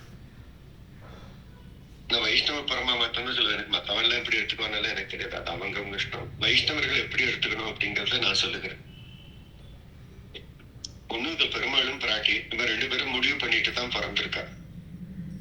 இது இவளுடைய நிஜமான வாழ்க்கை இல்லை. இவ போட்ட நாடகம் தான் ராமாயணம்ங்கிறது. ஒரு நாடகம்னா எல்லாம் தான் இருக்கும். அங்க சூழ்நிலைக்கு தக்க போலதான் இருக்கும். நீங்க அப்படியே பிராட்டியே இங்க மகாலட்சுமி எத்தனை கஷ்டப்பட்டா அப்படின்னு எடுத்துக்க வேண்டியது இல்லை. ஒரு நாடகத்துல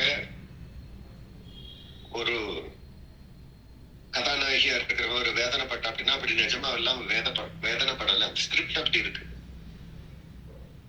அதுபடி அதுல போடுறா. ஆனா அது வெளியில இருக்கிறவங்களுக்கு ஒரு உருக்கத்தை ஏற்படுது. அந்த அவ நிஜமாவே படுறாளோ அப்படிங்கிற உருக்கத்தை ஏற்படுது. ஆனா அது நீங்க புரிஞ்சுக்கணும், இது ஸ்வஸ்தானம்ங்கிறது ஸ்ரீ வைகுண்டம் தான். இவ 2 பேரும் இருக்கு. அங்கேதான் மகாலட்சுமிக்கு நீங்க தப்பு நடந்ததுன்னா நீங்க வருத்தப்படுறதுல ஒரு நியாயம் இருக்கு. இது என்னுடைய முதல் சமாதானம். நிஜத்தை புரிஞ்சுட்டீங்க அப்படின்னா நிஜமான ஸ்வஸ்தானம்ங்கிறது வைகுண்டம் தான். அந்த பெருமாளுக்கும் பிராட்டி அங்க அது அந்த ஸ்தானமே மகாலட்சுமி தாக இருக்குது. அங்கங்க போய் பெருமாள் பிராட்டிய சொல்றது. அப்ப ராமாயணம் அப்படிங்கறத அவ 2 பேரும் ஏறிட்டு கொண்டு அதை பாத்துடும். இங்க இந்த ராவணனை சம்ஹாரம் பண்ணணும், அதுக்காக இங்க ஒரு பிறவை எடுத்துட்டு வர்றது சூழ்நிலைக்கு தக்கா போல அவ ஏத்துண்ட கதாபாத்திரம் ஒரு மாதிரி இருக்குது. அப்ப அது பெருமாளுக்கு ஒரு இழுக்கா போயிருமா, ராமர் இப்படி பண்ணாரா, அதுதான் அவ அங்க சௌக்கியமா வச்சிருக்காரு. அப்ப உண்மையை புரிஞ்சுட்டீங்கன்னா உங்களுக்கு அந்த வேதனை இருக்காது. அவ அங்க ரொம்ப சௌக்கியமாக, அவ இங்க சீதையா அவதாரம் பண்ற சமயத்துல அவ அங்கதான் இருந்தா. அவ அப்படியே முழுசும் கிளம்பி வர மாட்டாளே. ஆதியன் சோதியை அங்கு வைத்து இங்கு பிறந்த. அப்ப ஆதியன் சோதி அங்கேதான் இருக்கு. அந்த நிஜமான ஸ்வரூபம்ங்கிறது ஸ்ரீ வைகுண்டத்தில் தான் இருக்கு. அதோட ஒரு பாகம் மாத்திரமே, ஒரு பிட்டு மாத்திரமே இங்க கிளம்பி வருது. அப்ப இங்க அந்த ராமாயணத்துல இருந்த போல அங்க இருக்கிற சூழ்நிலைக்கு போக 2 பேரும் அந்த பாத்திரத்தை நடிக்கிறாளோடைய அது நிஜமான ஸ்தானம் இல்லை. அதை புரிஞ்சுட்டீங்கன்னாவே உங்களுக்கு வேதனை உங்களுக்கு வராது. நீங்க பிரிச்சு பாக்குறதுக்கு தெரியும். ஓ, பகவானும் மகாலட்சுமி அங்க ரொம்ப சந்தோஷமா இருக்கிறேன், இங்கே அப்படி ஒரு வேஷம் நடந்தது அப்படின்னு புரிஞ்சுக்கணும். இது உங்களுக்கு முதல் சமாதானம். வைஷ்ணவனுக்கு சமாதானம் ஆகுமா அப்படின்னா ஆகும். ஏன்னா நிஜத்தை புரிஞ்சுட்டீங்கன்னா ஆகும். ஆனாலும் ராமாயணத்தை கேட்கறப்ப ஒரு கஷ்டம் புரிஞ்சுட்டோம், ஆனாலும் இப்படி பண்ணிருக்க வேண்டியது இல்லையே அப்படின்னு 2வது கேள்வி வரும். 2வது கேள்விக்கு பதில் சொல்றேன். நீங்க ஏன் சீத்தையோடைய ராமனாவே பார்க்கறீங்க? உங்க வீட்டுல ஒரு கணவர் இருக்கிறார், உங்களுக்கு கணவராக இருக்கிறார். அது மாத்திரம் தான் அவளோட ரோலா? நல்லா புரிஞ்சுக்கோங்க. நான் திருப்பி இது இன்னொரு தடவை சமாதானப்படுத்தவே மாட்டேன். நீங்க எல்லாம் சமாதானம் ஆகியே தீரணும். நீ சமாதானம் ஆகிற வரைக்கும் இன்னைக்கு காலக்ஷேபம் பூர்த்தி ஆகாது. உங்க வீட்டுல ஒரு வீட்டுக்காரர் இருக்கு. உங்க குடும்பத்திலே வச்சுக்கோங்க, உங்க அப்பா வச்சுக்கோங்க, இல்ல உங்க வீட்டுக்காரர் வச்சுக்கோங்க. ஒரு ஆண் இருக்கிறார். அவனுக்கு ரோலியே உங்களுக்கு கணவனா இருக்கிறது மாத்திரம் தானே. அவனுக்கு குழந்தைகளே இல்லையா? அவன் வீட்டை பார்த்துக்க வேண்டாமா? அம்மா அப்பாவை பார்த்துக்க வேண்டாமா? அப்ப இந்த ராமன்கிறது சீதைக்காகவே மாத்திரம் இருக்கா? ராமனுக்கு சீத்தை தான், சீதைக்கு ராமர் தான். ஆனா எல்லாரும் மனசு என்னன்னா அது ஒண்ணு மாத்திரமே எதிர்பார்க்கிறது. அப்படி ஒரு ரோல் யாருமே இருக்க முடியாது இல்லையா? எல்லாத்துக்குமே எல்லாம் தான் பிளே பண்ணி ஆகணும். இங்க உங்களுக்கு மாத்திரம் கணவர் இருந்துதான் குடும்பம் நடந்துருமா? போதுமா உங்களுக்கு? யோசிச்சு பாருங்க. நிஜமான மனசுல நீங்க நான் சொல்றேன் கன்வெர்ட் பண்றேன் அப்படிலாம் எடுக்காதீங்க. உங்க கணவர் வச்சு பாருங்க. உங்க கணவர் உங்களுக்கு மாத்திரமே கணவரா இருந்தா உங்களுக்கு திருப்தி தானே? வேலைக்கு போக வேண்டாமா?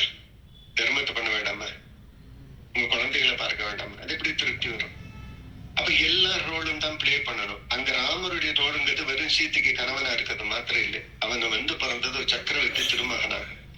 அவதாரத்தை முதல் புரிச்சுக்கோங்க. எப்போதுமே சீத்தையை வச்சுட்டு மாத்திரமே ராமனை பார்க்காதீங்க. ராமனை தனியா பாருங்க. ராமருடைய அவதாரத்துக்கு காரணம் என்னன்னா ராவண சம்ஹாரம் பண்றதுக்கு தான். அவர் சீதையோட இங்க சந்தோஷமா இருக்கணும்னு நீங்க வந்திருக்க வேண்டிய அவசியமே இல்லை. ஏன்னா அவ அங்க சந்தோஷமா தான் இருந்தா. அப்ப எப்போதுமே அந்த பார்ட்ல வச்சு மாத்திரமே பாத்தீங்கன்னா உங்களுக்கு உண்மை புரியாது. நான் அதுக்காக அவ பட்ட கஷ்டம் இல்ல சரின்னு எல்லாம் நான் சொல்றதுக்கு வரல. நான் சொல்றது மாத்திரம் ஃபாலோ பண்ணிட்டு வாங்க, மத்ததெல்லாம் மறந்துடுங்க. அவன் அந்த சீதையை அதுக்கெல்லாம் வைக்கல. அவங்க 2 பேருமே மாத்திரமே சந்தோஷமா இருக்கணும்னா வைகுண்டத்திலே இருந்திருக்கலாம். அப்ப அது அங்க ரோல் இல்ல. அதுக்காக ராமாவதாரமே இல்லை, சீதைக்காக ராமாவதாரம் இல்லவே இல்லை. அப்ப அதை கழட்டிருங்க அந்த பாட்டை. அப்ப ராமாவதாரம் இருக்குன்னு பாருங்க. ராவணனை சம்ஹாரம் பண்றதுக்கு, தர்மத்தை ஸ்தாபிக்கிறதுக்கு, இங்க இருக்கிறவள் எல்லாம் கிளப்பிருக்கு. அதுதான் ராமர் பார்க்க முடியும் ஒழிய இங்க வந்து சீதைக்காக மாத்திரமே ராமர் இருந்திருந்தார் அப்படின்னா அவதாரம் எதுக்கு? அப்ப ஒரு சத்திரிய அவதாரம் அது. இன்னைக்கு இருக்கிற நிலைமை வச்சு நீங்க யோசிக்க முடியாது. இன்னைக்கு எல்லாம் குறுகி போயிட்டோம். அன்னைக்கு சத்திரியர்கள்னா என்ன ஆனாலும் நாட்டை காப்பாத்துறதுக்கு தான் அவருக்கு. இன்னைக்கும் கூட பாருங்க, பாடல் எல்லாம் இருக்கிறாளே, நம்ம எல்லாம் நல்லா சாப்பிட்டுட்டு அவங்கவுங்க வேலையதான் பார்த்துட்டு இருக்கோம். அவள் எல்லாம் சத்திரியர்கள் தானே எப்படி போய் நிக்கிறான். அவ குடும்பம் எல்லாம் இன்னைக்கு எப்படி இருக்கும்? அவ வீட்டுல இருக்க சீத்தை எல்லாம் இன்னைக்கு எப்படி இருப்பா? அவ வீட்டுல இருக்கிற பத்னிகளும் சீத்தைகள் தானே. அவள் ரொம்ப சந்தோஷமா தான் இருப்பாள். இப்ப வந்துட முடியுமா? இப்ப எல்லாம் பாடல் எல்லாம் இன்னைக்கு சிச்சுவேஷன் யோசிச்சு பாருங்க. வெளியில அந்த பாடல் நிக்கிறவாள் எல்லாம் சத்திரியாள் தானே. இன்னைக்கு எல்லாம் வந்து சீத்தை தான் முக்கியம், நம்மளுக்கு கல்யாணம் பண்ணிருக்கோம், நம்ம கிளம்பி போயிட்டு வந்துருவோம் அப்படின்னா நம்ம என்ன ஆகிறது? அப்ப ஒரு சத்திரியோட பிரதானமான ரோல் என்ன அப்படின்னா பிரஜைகளை காப்பாத்துறது. அப்புறம்தான் மனைவி எல்லாம் பார்க்கறது. மனைவி சீத்தையா இருந்தாலும் மனைவி பார்க்கணும் அப்படின்னா தர்மம்ங்கிறது ரொம்ப முக்கியம். நம்ம என்ன பண்ணிடுறோம் அப்படின்னா நம்ம மைண்ட் ஒன்ல போய் சிக்கிது அப்படின்னா அதையும் பிரதானமாக்கிறோம். அப்ப சீதைக்கு தான் ராமர் அதான் பிரதானமா பார்த்திருக்கணும்னு குறி பார்க்கறதுனால என்ன ஆச்சு அப்படின்னா உங்களுக்கு அந்த வேதனை மாத்திரமே தெரியுது. ராமர் அப்படி பண்ணி இருந்தா என்ன ஆகும்னு யோசிப்பாரு. அவருடைய சத்திரிய தர்மம் என்ன இருக்கும்? வேணா ஒரு 4 பேருக்கு வேணா கொண்டாடலாம், சீதைக்கு ரொம்ப சந்தோஷமா. அப்புறம் ராமருக்கு அத்தனை கெட்ட பேர் வந்திருக்கும். சத்திரியனாக அவதாரம் பண்ண ஒரு காரியத்தையும் பண்ணல, அவதாரத்தை பூர்த்தி பண்ணிட்டு போயிட்டாரு. பரசுராமருக்கு திட்டுற மாதிரி ராமரையும் சேர்த்து திட்டு இருப்போம். அப்ப ராமருடைய அவதாரம்ங்கிறது சீதைக்காக மாத்திரம் இல்லை, சீதைக்காக மாத்திரம் இல்லை. இப்ப தர்மத்தை ஸ்தாபிச்சு ஒரு நாட்டை காப்பாத்துறக்காக. அதுல ஏதாச்சும் குறைபாடு பண்ணாரா ராமர் அப்படின்னு பாத்தீங்கன்னா பார்க்க முடியாது. அப்ப சத்திரிய தர்மத்தை ஸ்தாபிக்கிறதுக்காக தான் ராமருடைய அவதாரம். அதை சரியாவே பண்ணாரு. அப்ப அதுல தப்பு பண்ண முடியாது. அப்ப ராமர் அங்க தப்பு சொல்ல முடியாது. அதுல இருந்து கழிந்து போச்சு. அப்ப அது உங்களுக்கு இப்ப திருப்தி வந்திருக்கும். ராமர் தன்னுடைய சத்திரிய தர்மத்தை காப்பாத்துறதுக்காகவே இங்க பிறந்தார். ஒரு சத்திரியனே இந்த அசுரர்களை எல்லாம் அழிக்க முடியும். அதுக்காக தான் ராம அவதாரம். அதை பூர்த்தி அதனை பண்ணார். அதுல ஒண்ணு உங்களுக்கு எல்லாம் யாருக்கும் மன வருத்தம் இல்லையே. ராவன் எல்லாம் விட்டுட்டு போகலையே. எல்லா எதிரிகளும் முழுசும் அழிச்சிட்டு இந்த ராமராஜ்யத்தை ஸ்தாபிச்சார். அந்த காலத்துல ராமோ இது பிரஜாவான்னு அத்தனை ஜனங்கள் ராமான்னு சொல்லிட்டு இருப்பாங்க. அப்படி ஒரு பெரிய தர்மத்தை அத்தனை பேருக்கு ஸ்தாபிச்சார். அவர் சீதைக்கு மாத்திரம் கணவனா இருந்திருந்தார் அப்படின்னா இத்தனை ஜனங்கள் இப்படி சந்தோஷமா இருந்திருப்பார்.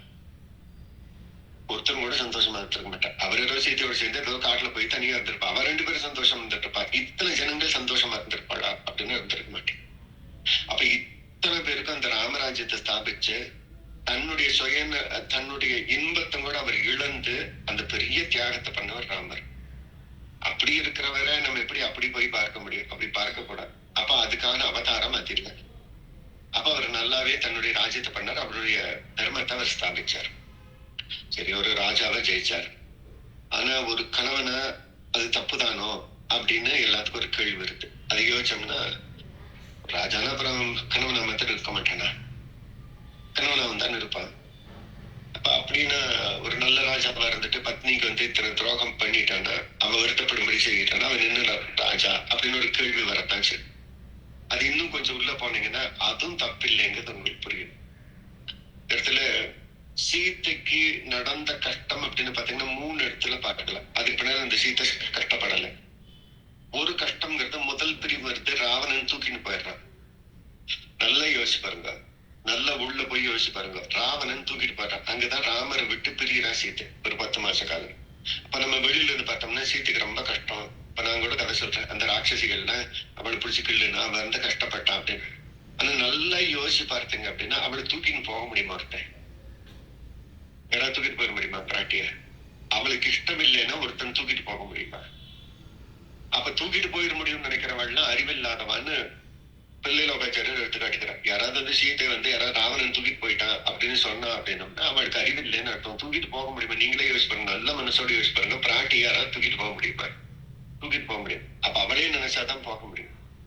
அப்ப அவளே நினைச்சுதான் போகிறா. முதல் பிரிவுங்கிறது சீத்தையை ஏறிட்டு கொண்டதாங்க. ராமனுடைய ரோடுங்கிறது அங்க ஒண்ணுமே இல்ல, பாவம். அவளே தான் முடிவு பண்ணுகிறா. ஏன் முடிவு பண்ணுகிறாங்களுக்கும் அங்க முன்னாடி ராமாயணத்தை நல்லா பாத்தீங்கன்னா இந்த ராவணனால பெரிய கட்டங்கள் வருது எல்லாத்துக்கும். ராவணன் என்ன பண்றான், பலர் பத்னிகள் எல்லாம் ஏற்கனவே தூக்கிட்டு போய் சிறை வச்சுட்டான். சீதா தேவி மாத்திரம் தூக்குனது முதல் இல்ல. இந்திராணியே அங்க இல்ல. இந்திராணியே தூக்கிட்டு போய் லங்கையில தான் வச்சிருக்கான். அதே மாதிரி அக்னி தேவனுடைய பத்னி எல்லாம் தேவ ஸ்திரீகள்லாம் எங்க இருக்கிறா அப்படின்னா ராவனுடைய அரண்மனையில எல்லாம் வேலைக்காரிகளா போட்டு வச்சிருக்கான். அப்ப அதெல்லாம் தெரிஞ்சுட்டு அந்த தேவதைகள் எல்லாம் போய் சரணாகதி பண்றது பெருமாள் கிட்ட.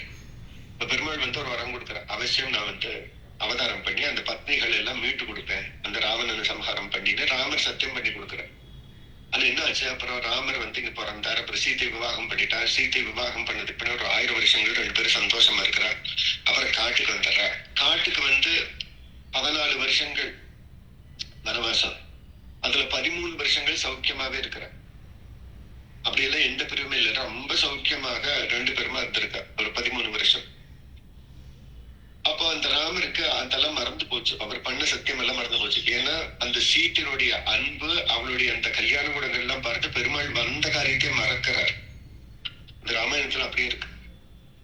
ஒரு சமயத்துல சீதை ஞாபகப்படுத்தணும்னு நினைக்கிறார்.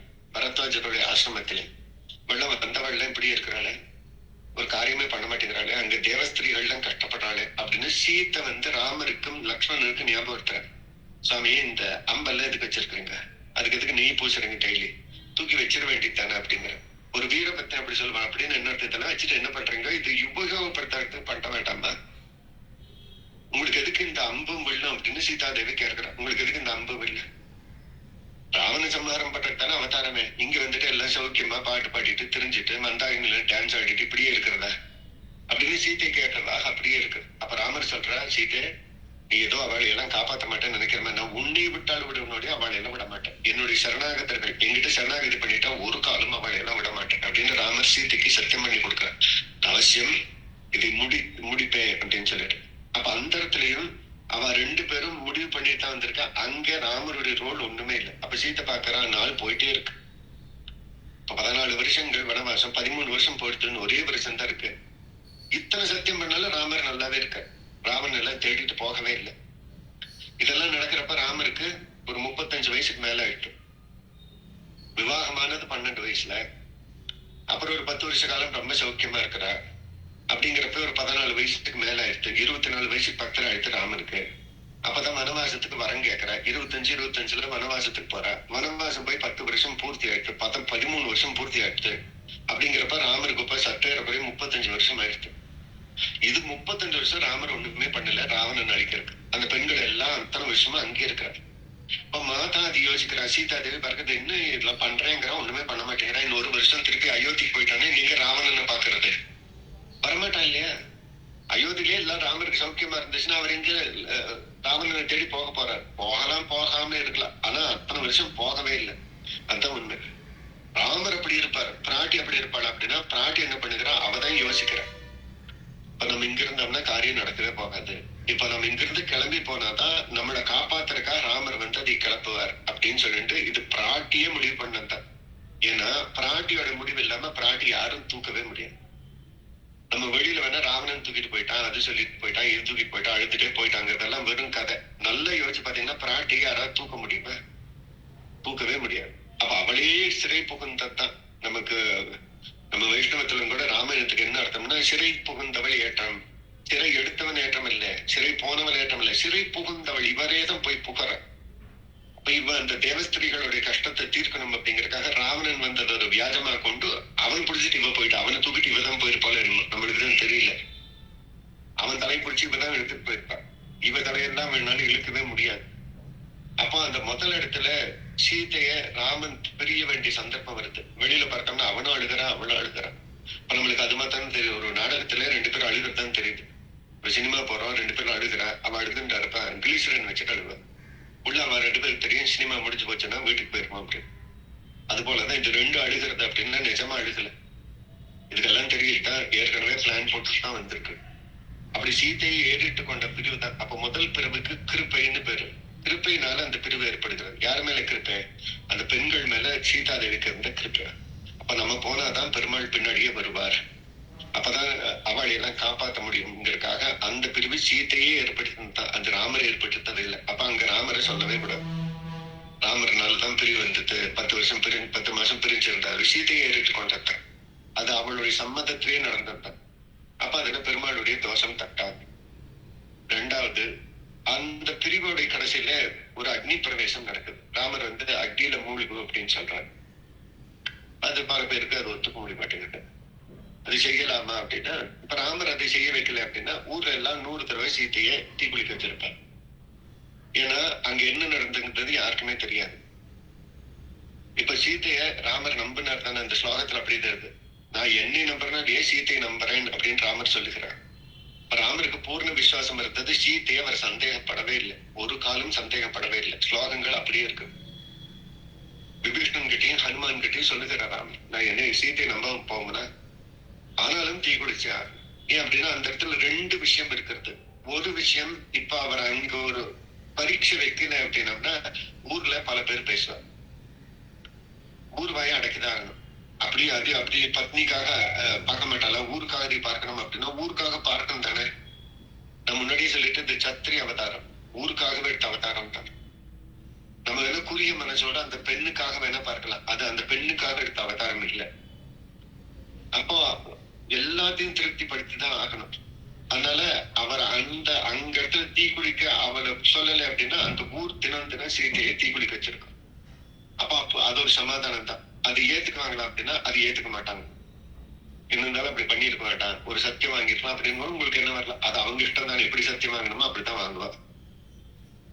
அப்படி சத்தியம் வாங்கினா அதுல அது ராமருடைய தப்பா போகுமா அப்படின்னா இல்லைன்னா பெரிய தப்பா இருக்கும். ஒரு சத்திரியன் அதை பண்ணியே ஆகணும். அதனால பண்ணலாம். இது கூட உங்களுக்கு சமாதானமாகல. இன்னொரு பெரிய சமாதானத்தை சொல்றேன் பாருங்க. இதுல சமாதானமாகலன்னா எனக்கும் பதில் இல்லை. நீங்க சமாதானம் ஆகியே ஆகணும். ஏன்னா நான் சமாதானமான விஷயம் தான். என்ன அப்படின்னா முன்னாடி ராவணன் சீத்தை எடுக்கணும்னு வர்றான். அப்போ ஒரு மாரீசன் ஒரு பொன்மானாக வருகிறான். பொன்மானாக வந்த சமயத்துல சீதாதேவி அந்த பொன்மான ஆசைப்படுகிறார். ராமனை காட்டி கேட்டார், ராமன் இந்த பொன்மான் வேணும் அப்படிங்கிறாங்க. ராமர் சரி நான் எடுத்து கொடுக்குறேன் அப்படின்னு சொல்லிட்டு லக்ஷ்மணனை அங்க பாதுகாப்புக்காக இருக்கு சொல்லிட்டு ராமர் அந்த மாரீசனை தேடிட்டு உள்ள காட்டுக்குள்ள போறாரு. லக்ஷ்மணனும் சீத்தையும் மாத்திரம் தான் அந்த கிரகத்தில் இருந்தான். லக்ஷ்மணன் தான் அந்த சீத்தையை எடுக்க முடியும். அதனால அந்த சமயத்துல ராவணன் ஒரு பிரம்மச்சாரி ஒரு சன்னியாசியோடைய வேஷத்தை போட்டு பிக்ஷை எடுக்கிறதுக்கு வருது. இல்ல அது அதுக்கு முன்னாடி அவன் போக மாட்டேங்க. லக்ஷ்மணன் இருக்கிறான்னு தெரிஞ்சிருது. அதனால ராமா அப்படின்னு ஒரு பெரிய சப்தத்தை போடுறான் அந்த மாரீச்சன். மாரீச்சன் தான் ராமனுடைய குரல்ல ஒரு சப்தம் போடுறான். அப்போ சீதாதேவிக்கு பயம் வந்துடுது. ராமனுக்கு ஏதோ ஆபத்து அப்படின்னு லக்ஷ்மணன் கிட்ட சொல்ற, லக்ஷ்மணா நீ உடனே போய் அந்த ராமருக்கு ஏதோ ஆபத்து வந்துடுது, நீ போய் காப்பாத்து அப்படின்னு சீதாதேவி சொல்லுகிறார். இப்படியே வால்மீகி ராமாயணத்தில் இருக்கு. லக்ஷ்மணன் இல்ல எங்க அண்ணாக்கு இருக்க ஆபத்து வராது, அவசியம் நான் போக மாட்டேன், உங்களை காப்பாத்துறதுக்கு தான் இங்க வச்சிருக்காரு. நான் போனேன் அப்படின்னா ராட்சசால ஏதாச்சும் தீங்கு பண்ணக்கூடும், அதனால இந்த இடத்த விட்டு போக மாட்டேன் அப்படிங்கிற.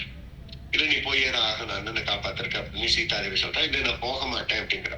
உங்களுக்கு லக்ஷ்மணனை பத்தி நான் சொல்ல வேண்டியது இல்லை. லக்ஷ்மணன் எப்பேற்பட்டவன் அப்படின்னு. ராமன் பிறந்த அன்னிலிருந்து அந்த ராமனும் அந்த சீதையை கெதின்னு கிடக்கிறவன் லக்ஷ்மணன். அப்படிப்பட்ட லக்ஷ்மணனை சீதாதேவி தவறாக பேசுகிறான். லக்ஷ்மணா உனக்கு என்னுடைய திருமேனி மேல உனக்கு ஆசை, ராமன் அந்த பக்கம் போனானே நீ அடையணுங்கிறதுக்காக தான் நீ போக மாட்டேங்கிற அப்படிங்கிற வார்த்தையை சீதையை உபயோகப்படுத்துகிற. என்னை அடையணும்னு நீ ஆசைப்படுகிற, அதனால்தான் நீ போக மாட்டேங்கிற அப்படின்னு சொல்லவும் அவனுக்கு அந்த மனசு எப்படி பாடுபட்டுட்டோம் நீங்க யோசிச்சு பாருங்க. இப்போ நான் உங்களுக்கு கேள்வி கொடுக்குறேன். அந்த லக்ஷ்மணனுடைய மனசு கொஞ்சம் யோசிச்சு பாருங்க.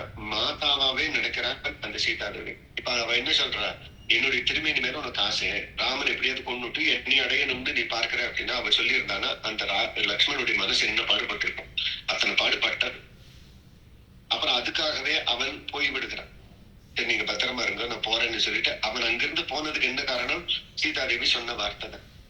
இப்ப சீதாதேவி தப்பா சொன்னா ஏத்துக்கலாமா? எவ்வளவு பெரிய அவச்சம் அது லக்ஷ்மணனை பார்த்து. இப்ப மகாலட்சுமி தப்பு பண்ண சரியா சம்பிரதாயத்துல? நீங்க எப்போதுமே என்ன பண்றீங்க அப்படின்னா, ஒண்ணுல ஸ்ட்ரக் ஆகிறதுனால என்ன ஆகுறது அப்படின்னா, உங்களுக்கு மத்த நியாயம் புரிய மாட்டேங்குது. அங்க லக்ஷ்மணனுடைய மனசை யோசிச்சு பாருங்க பார்க்கலாம், எத்தனை பாடுபட்டிருப்பான். அது ஒரு தீராத அவச்சொல்லாகவே மாறி விடுகிறது சீதைக்கு. இது ராமனுக்கு பிடிக்கவே இல்லை. ராமன் அதில் மனசுல வச்சிருக்கான். வைக்கணும் அப்படின்னா தெய்வம் என்ன பண்ணும்? தெய்வம்ங்கிறது எப்படி? யார் தப்பு பண்ணாலும் அதுக்கு தண்டனை கொடுக்கறதான் தெய்வம். பிராக்டிஸ் தப்பு பண்ணா பெருமாள் சரின்னு வர, அவன் சொன்ன வார்த்தை சரிதானா? சீதை அந்த சொன்ன வார்த்தை சரிதானா? உங்களுக்கு திருப்தி தானே? ஓகே, மன்னிச்சிடலாம்னு உங்களுக்கு தோன்றத? அது எப்படி ராமர் மன்னிப்பாவரை நீங்க எதிர்பார்க்கறீங்க? அதனால ராமர் லக்ஷ்மணரையே அந்த நெருப்பு மூட்ட சொல்லிக்கிறார். ஏன்னா அவன் செய்த தப்புக்கு பிராயச்சித்தமும் தேடியாங்க. ஏன்னா இதெல்லாம் பெரிய பாப்பம். ஒரு மாதாவை நினைக்கிறவன் தப்பா பேசினான்னா அது பெரிய பிராயச்சித்தமே இல்லாத பாப்பம். அப்போ அந்த இடத்துல ராமருக்கு ரெண்டு இருக்கு. தன்னுடைய தம்பியுடைய மனசையும் பார்க்கணும், தன்னுடைய பத்னி இப்படி ஒரு பெரிய பாவத்தை செஞ்சுட்டு அதுக்கு பிராயச்சித்தமும் பண்ணி ஆகணும். அதனால லக்ஷ்மணனை கூப்பிட்டு நெருப்பு மூட்ட சொல்லிக்கிறான். இல்லாட்டினா விபீஷ்ணனை கூப்பிட்டு நெருப்பு மூட்டு சொல்லிருக்கலாம் இல்லையா? விபீஷ்ணன் நெருப்பு மூட்டு சீத்தை இறங்கட்டும். ஹனுமனை கூப்பிட்டு சொல்ல வேண்டியதானே? லக்ஷ்மணனை கூப்பிட்டு சொல்லுகிறான் நெருப்பு மூட்டு சீத்தை இறங்கட்டும். லக்ஷ்மணன் சொல்ற வேண்டாம்னா, மன்னி அப்படிப்பட்டவன், நீ மூட்டு நெருப்ப இறங்கட்டும். அப்ப அந்த இடத்துல ரெண்டு காரணம் இருக்குது. ஒன்னும் அந்த இடத்துல ராமர் சோதிக்கல அப்படின்னா இந்த ஊர் எப்படின்னு உங்களுக்கே தெரியும். இன்னும் பல தடவை சீத்தையை சோதிச்சிருக்கும். அது உங்களுக்கு சமாதானம் இல்லைன்னு நிஜமான காரணம். ராமர் ஏன் இறங்க சொன்னார் அப்படின்னா, அவன் அப்படி ஒரு அபச்சாரப்பட்டான். மகாலட்சுமி அபச்சாரம் பட்டாலும் தண்டனை அனுபவிச்சுதான் தீரணும். இதனாலதான் சொல்றேன், தண்டனை பண்ணும் அப்படின்னா நம்ம தான் அனுபவிக்கணும். சீதாதேவிக்கே அந்த அனுபவிக்க வேண்டிய கட்டாயம் இருந்தது. அதனால நெருப்புல குளிக்கிறது இது சமாதானம் ஆயிருக்கணும், ஆயேதான் தீரணும். ஏன்னா இந்த உண்மை. நீங்க இந்த இடத்துல பட்சபதிச்சு இல்ல அப்படியும் தப்புன்னு நினைச்சீங்கன்னா அப்ப நீங்க சரியில்லைன்னு. நீங்க பொதுவாதான் பார்க்கணும். ஒரு ராமர், ஒரு பகவான் யார் தப்பு பண்ணாலும் அவளுக்கு அவன் பட்சத்துல பகவான் நிக்க முடியாது. அப்ப இந்த இடத்துல லக்ஷ்மணன் தான் பார்க்கணும். லக்ஷ்மணனுக்கு பண்ண தப்புக்கு பிராயசித்தம் தேடணும். அதனால அவன் நெருப்பு குளிக்க வச்சார். இது ராமாயணம் எடுத்து காட்டுகிறேன். இதை நான் எல்லாம் சேர்த்து சொல்றேன் இல்லை, இது அப்படியே ராமாயணத்துல வால்மீகி ராமாயணத்துல இருக்கிற கதை. அப்போ அதுக்கு இதுதான் சமாதானம். உங்களுக்கு சமாதானம் ஆயிருக்குன்னு நினைக்கிறேன். இது ஒரு முதல் பிரிவு. இது முதல் பிரிவு. அந்த பிரிவு ராமன் ஏறிட்டு கொண்டதில்லை, சீதாதேவியை ஏறிட்டு கொண்டதுதான். அந்த நெருப்பு குளிச்சதுக்கு காரணம் லக்ஷ்மணன் அவர் பேசணும். யாரு பேசினாலும் பேசுறது தப்புதான். பெருமாளே பேசினாலும் பேசினா தப்புதான். அது இந்த விஷயத்துல பேசவே கூடாது. அது லக்ஷ்மணன் அப்படிப்பட்டவன் இல்லைங்கிறது உங்களுக்கு என்ன? அதனால அது அது எல்லாம் சேர்ந்து வரணும்னா அது நடந்தாதான். அதனால பகவான் அவளுக்கும் தண்டனை கொடுத்தார். மகாலட்சுமிக்கு அது பெரிய தண்டனை, சீதாதேவிக்கு தண்டனை. அந்த வேதனை ஒருத்தர், நான் தான் எப்பவுமே சொல்றேன், ஒருத்தரை வேதனை படுத்தணும்னா நம்ம பட்டுதான் தீர்க்கணும். அது மகாலட்சுமியா இருந்தாலும் இதுதான் உதாரணம். அவன் லக்ஷ்மணனை கஷ்டப்படுத்தினார், அவளும் கஷ்டப்பட்டான். அப்ப அதுக்காகத்தான் சமாதானம். அடுத்தது ஒரு பிரிவு ஏற்படுகிறார். எப்ப அப்படின்னா, எல்லாம் அயோத்திக்கு போயிட்டா, திரும்பி தீ குளிச்சாச்சு. அப்புறம் பெருமாள் ஏற்றிருந்தா, அது முடிஞ்சு போச்சு. அதுக்கு பின்னாடி ரெண்டு பேரும் நல்லா தான் இருந்தா. அப்ப சீதைக்கு அவர் சரியான அங்கீகாரம் கொடுக்கலன்னா சீத்தை எப்படி போயிருந்தா? நீங்க சீத்தை பாயிண்ட் ஆஃப் வியூலயே பாருங்க. சீத்தைக்கு பெரிய வேதனை இருந்தது. ராமர் பண்ண தப்புன்னு சீத்தை எப்படி அவர் கூட போயிருப்பார்? அப்ப அவர் பண்ணது சரின்னு அவருக்கு தெரியுது. அதுக்குதான் பாரதந்திரம்னு பேரு. பகவான் ஒண்ணு சொன்னாருன்னா அவர் தப்பாவே இருக்க மாட்டாங்கிறது சீதையுடைய எண்ணம். அப்போ அது நடந்தது. அதுக்கு பின்னாடி ஒரு ரெண்டு பேரும் போன அயோத்தியில பட்டாபிஷேகம் பண்ணி வச்சுட்டான். ராமனும் சீதையும் பெரிய ராஜாவாக, அயோத்திக்கு ராஜாவாக, இவ ராணியாக இருக்கிற, மகாராணியாக இருக்கிற. கொஞ்ச நாள் போறது ரொம்ப சௌக்கியமா தான் இருக்கிறார். அந்த இடத்துல திருப்பி ஒரு பிரிவு இருக்கு. அதுக்கு அந்த வண்ணான்னு சொல்லிட்டான், அதனால ராமர் எழுப்பிட்டார். அப்படின்னா வண்ணான்னு சொல்றதெல்லாம் ராமர் கேட்பாரா அப்படின்னு தானே உங்களுக்கு ரெண்டாவது வருத்தம். வண்ணான்னு சொன்னான், ஆனா வண்ணான்னு சொன்னதுக்காக தான் ராமர் அனுப்பினாரா அப்படின்னா அது காரணம் இல்லை. அது சும்மா வெளியில ஒரு காரணம் சொல்லணும், அந்த மாதிரி ஒரு காரணம். அப்ப உள் காரணம் என்ன அப்படின்னு பார்த்தோம்னா, வால்மீகி ராமாயணத்துல சீதை ரெண்டு பேரும் ரொம்ப சந்தோஷமா இருக்கிறா. அப்படி இருக்க சமயத்துல சீதாதேவி கர்ப்பமாகிற, திருவயிறுவாக்குற. அப்படி இருக்கிறப்ப ரெண்டு பேரும் ஏகாந்தமா இருக்கிறாள். ராமனும் சீத்தையும் தனியா இருக்கிறா. அப்ப ராமர் சீத்தைகிட்ட கேட்கிறார், அம்மா சீத்தை, நீ எத்தனை கஷ்டப்பட்டிருக்க நீ விவாகம் பண்ணிட்டு? காடல்ல எங்கூடயே அழைச்சேன், நான் தீ குளிக்க வச்சான தீ குளிச்சு இப்ப இப்படி இருக்கு என் கூட. இப்ப கர்ப்பமா வேற இருக்க. கர்ப்பமா இருக்கிற பெண்களுக்கு ஏதாவது ஆசை இருக்கக்கூடும், உனக்கு ஏதாவது ஆசை இருந்துச்சுன்னா சொல்லு அப்படின்னு ராமர் சீத்தைகிட்ட கேட்கிற. உனக்கு இருக்கிற ஆசையை சொல்லு அப்படிங்கிறப்ப சீத்தையே தன்னுடைய ஆசையை சொல்லிக்கிறா. எனக்கு என்ன ஆசை அப்படின்னா, தபோவனானி புண்ணியானி திருஷ்டாமி ராகவா கங்கா தீரே நிருஷ்டானி ரிஷீனாம் புண்ணிய காமனம் எனக்கு வந்து ஒரு ஆசை ராமா, என்னுடைய குழந்தைகளை நான் வந்து காட்டுல பெத்துக்கணும்னு ஆசைப்படுறேன். தபோவனானி புண்ணியானி திருஷ்டும், தபோவனங்கள்ல முனிவர்கள் பெருசா இருக்கிற இடத்துல கங்கா தீரத்துல நான் போய் புண்ணிய ஸ்நானம் பண்ணி புண்ணிய கமனாது பலாமுக்ஷதே வர்த்திதம் ஏக்ஷமே பரமோகம காகுஸ்தக வரேண்யம் புண்ணிய தீர்த்தத்துல போய் அங்க இருக்க புண்ணிய தீர்த்தங்களை எல்லாம் ஸ்நானம் பண்ணும். அந்த முனிவர்களுடைய ஆசிரமத்தில எல்லாம் இருக்கணும். என்னுடைய குழந்தை அங்க பெற்றுக்கணும்னு தன்னுடைய ஆசையை அவளே சொல்லுகிறார் சீதாதேவி. இது உத்தரகாண்டத்துல அவர் ராமருக்கும் சீதைக்கும் நடந்த சம்பாஷனை எடுத்து காட்டுறார். அப்ப சீதாதேவி தான் ராமர்கிட்ட கேட்கிறார், நான் போய் புண்ணியஸ்தலத்துல நீராடணும், கங்கையில எல்லாம் ஸ்நானம் பண்ணணும், அங்கிருந்து முனிவர்களுடைய வீட்டுல எல்லாம் தங்கி இருந்து அவ வீட்லயே குழந்தையை பெற்றுக்கணும்னு கேட்க. அதுக்கு தகுந்தா போல அந்த பன்னானும் பேசுகிறார். ரெண்டையும் ராமர் முடிச்சு போட்டுட்டார். முடிச்சு போட்டது மாத்தான் தான் ராமனுடைய வேலை. அவனும் பேசின, இப்ப சீதை எப்படி அனுப்புறது? சீதை என்னுடைய ஆசை என்ன? போய் தபோவனங்கள் இருக்கணும்ங்கிறக்காக. அப்ப அவளுடைய ஆசையும் அதுவே அங்க பிரதானம். அங்க அதையே அந்த வியாஜமாக உபயோகப்படுத்துறார். இது ராமாயணமே எடுத்து நம்ம காட்டுகிறது. ஸ்லோகம் அப்படியே இருக்கிறது. தபோவனானி புண்ணியானி திருஷ்டாமி ராகவ கங்கே தேரே நிவிஷ்டாமி ரிஷீனாம் புண்ணியகாமனங்கிறத போய் தங்கணும், நதியில ஸ்நானம் பண்ணிட்டு கங்கா தீரத்துல குழந்தைகளை பெற்றுக்கணும்னு ஆசைப்பட்டதே சீதை. அப்ப இதுல எப்படி ராமரை தப்பு சொல்லுவீங்க? அது சீதையோட ஆசைப்பட்டு அங்க போனா அங்க போய் அது வண்ணான்கிற வியாஜத்தை விட்டுட்டா. ராமர் உபயோகப்படுத்தினா என்ன பண்ண முடியும்? ஊருக்கு என்ன சொல்ல முடியும்? நீங்க யோசிச்சு பாருங்க. எங்க சீதை ஆசைப்படுறா, நானும் போக முடியும்னு ஒரு சக்கரவர்த்தி போக முடியுமா? போக முடியாது. அவளுடைய ஆசை அப்படி இருக்கு. அப்ப என்ன பண்றோம்? இந்த வண்ணம் பேசினா அதனால அதை வியாஜமாக கொண்டு பகவான் நதி காரியத்தை பண்ணிட்டார். வேணா நீங்க அது வேணா தப்பா சொல்லலாம், நேரா சொல்லி இருக்கலாம்னு வேணா சொல்லலாம். அது ஒரு எல்லாத்தையும் நேராவே பேச முடியுமா ஒரு ராஜா அப்படின்னா அது தெரியாது. அப்ப சொல்லலாம், அந்த ஸ்தானத்துல இருக்கிறவளுக்கு தான் தெரியும். பேச முடியாதுங்கிறதுக்கு ஒரு உதாரணம் சொல்லட்டுமா? பாருங்க, பேசாம தான் இருந்தது. நம்மளும் கூட ஏதோ ஒரு தேசத்து மேல அப்படி ஒரு போர் பண்ணணும், பேசாம தானே எல்லாம் போயிட்டு இருந்தது. எதிர்கட்சிகள் எல்லாம் சேர்ந்து சொன்னோம்னு எத்தனை டாக்ஸ் போட்டுட்டார். அப்ப சிலது வாய் விட்டு சொல்லக்கூடாது, சொன்னோம்னா பெரிய பிரச்சனை பின்னாடி வந்துடும். இப்ப வந்துட்டு பாருங்க, பேசாம இருந்திருக்கலாமா? அப்போ அப்படி சொன்னார், அது ஒரு பிரச்சனையாயிடுது. இப்ப எல்லாத்தையும் வந்து நேரடியா சொல்ல முடியாது. ஒரு ராஜா அவசியம் சொல்ல முடியாது. சீத்தை தான் ஆசைப்பட்டா, காட்டுக்கு போக சொன்னா, போனேன்னு சொன்னா வேண்டாம் தான் சொல்லுவேன். அதுக்காக இந்த வண்ணானுடைய பேரு ராமர் உபயோகப்படுத்தார். இது ரெண்டாவது. மூணாவது பிரிவு ஏற்படுகிறது என்ன அப்படின்னா, அவன் இந்த பூலோகத்தை விட்டு கிளம்புறான். அது அனன்யார்க்கிற பிரிவு. அது அங்க போய் குழந்தைகள் எல்லாம் பெற்றுண்டா. அப்புறம் குழந்தைகள் வழியா சீதாதேவி பத்தி தெரியிருக்கிறது ராமர். ராமர் வந்து சரி இத்தனை காலம் போயிட்டு இனிமேல் 2 பேரும் சேர்ந்து இருப்போம்னு ஒரு முடிவுக்கு ராமர் வருகிறார். ஆனா ராமர் என்ன சொல்றார்? ஒரு ராஜா என்ன பண்ண முடியும்? திருப்பி சேர்த்துக்கணும், ஏதோ ஒரு பிரமாணத்தை பண்ணு அப்படிங்கிறார். சீதை அதுக்கு ஒத்து வரல. அது 2 பேர் பட்சத்துல இருந்து பாத்தீங்கன்னா 2 பேர் சொன்னதும் சரிதான். ஒரு ராஜா என்ன பண்ண முடியும் அதை தான் சொன்னார். ஒரு பெண்ணு அது ஒத்துக்குவாளா? ஒத்துக்க மாட்டான். அதனால அவர் முடிவெடுத்தார், நான் இங்க இருக்கல, அதனால மாதவி தேவி நான் போறேன்னு சொல்லிட்டு பூமி இப்ப வந்துட்டு போயிட்டு. அப்ப இது எங்க பார்த்தாலுமே இது ஒரு நாடகம். அது ஒரு முதல் சமாதானம். இது 2 பேரும் தெரிஞ்சு பண்ணதான். இது சீதையை ராமர் கஷ்டப்பட்டுட்டார் அப்படிங்கறதெல்லாம் இல்லை.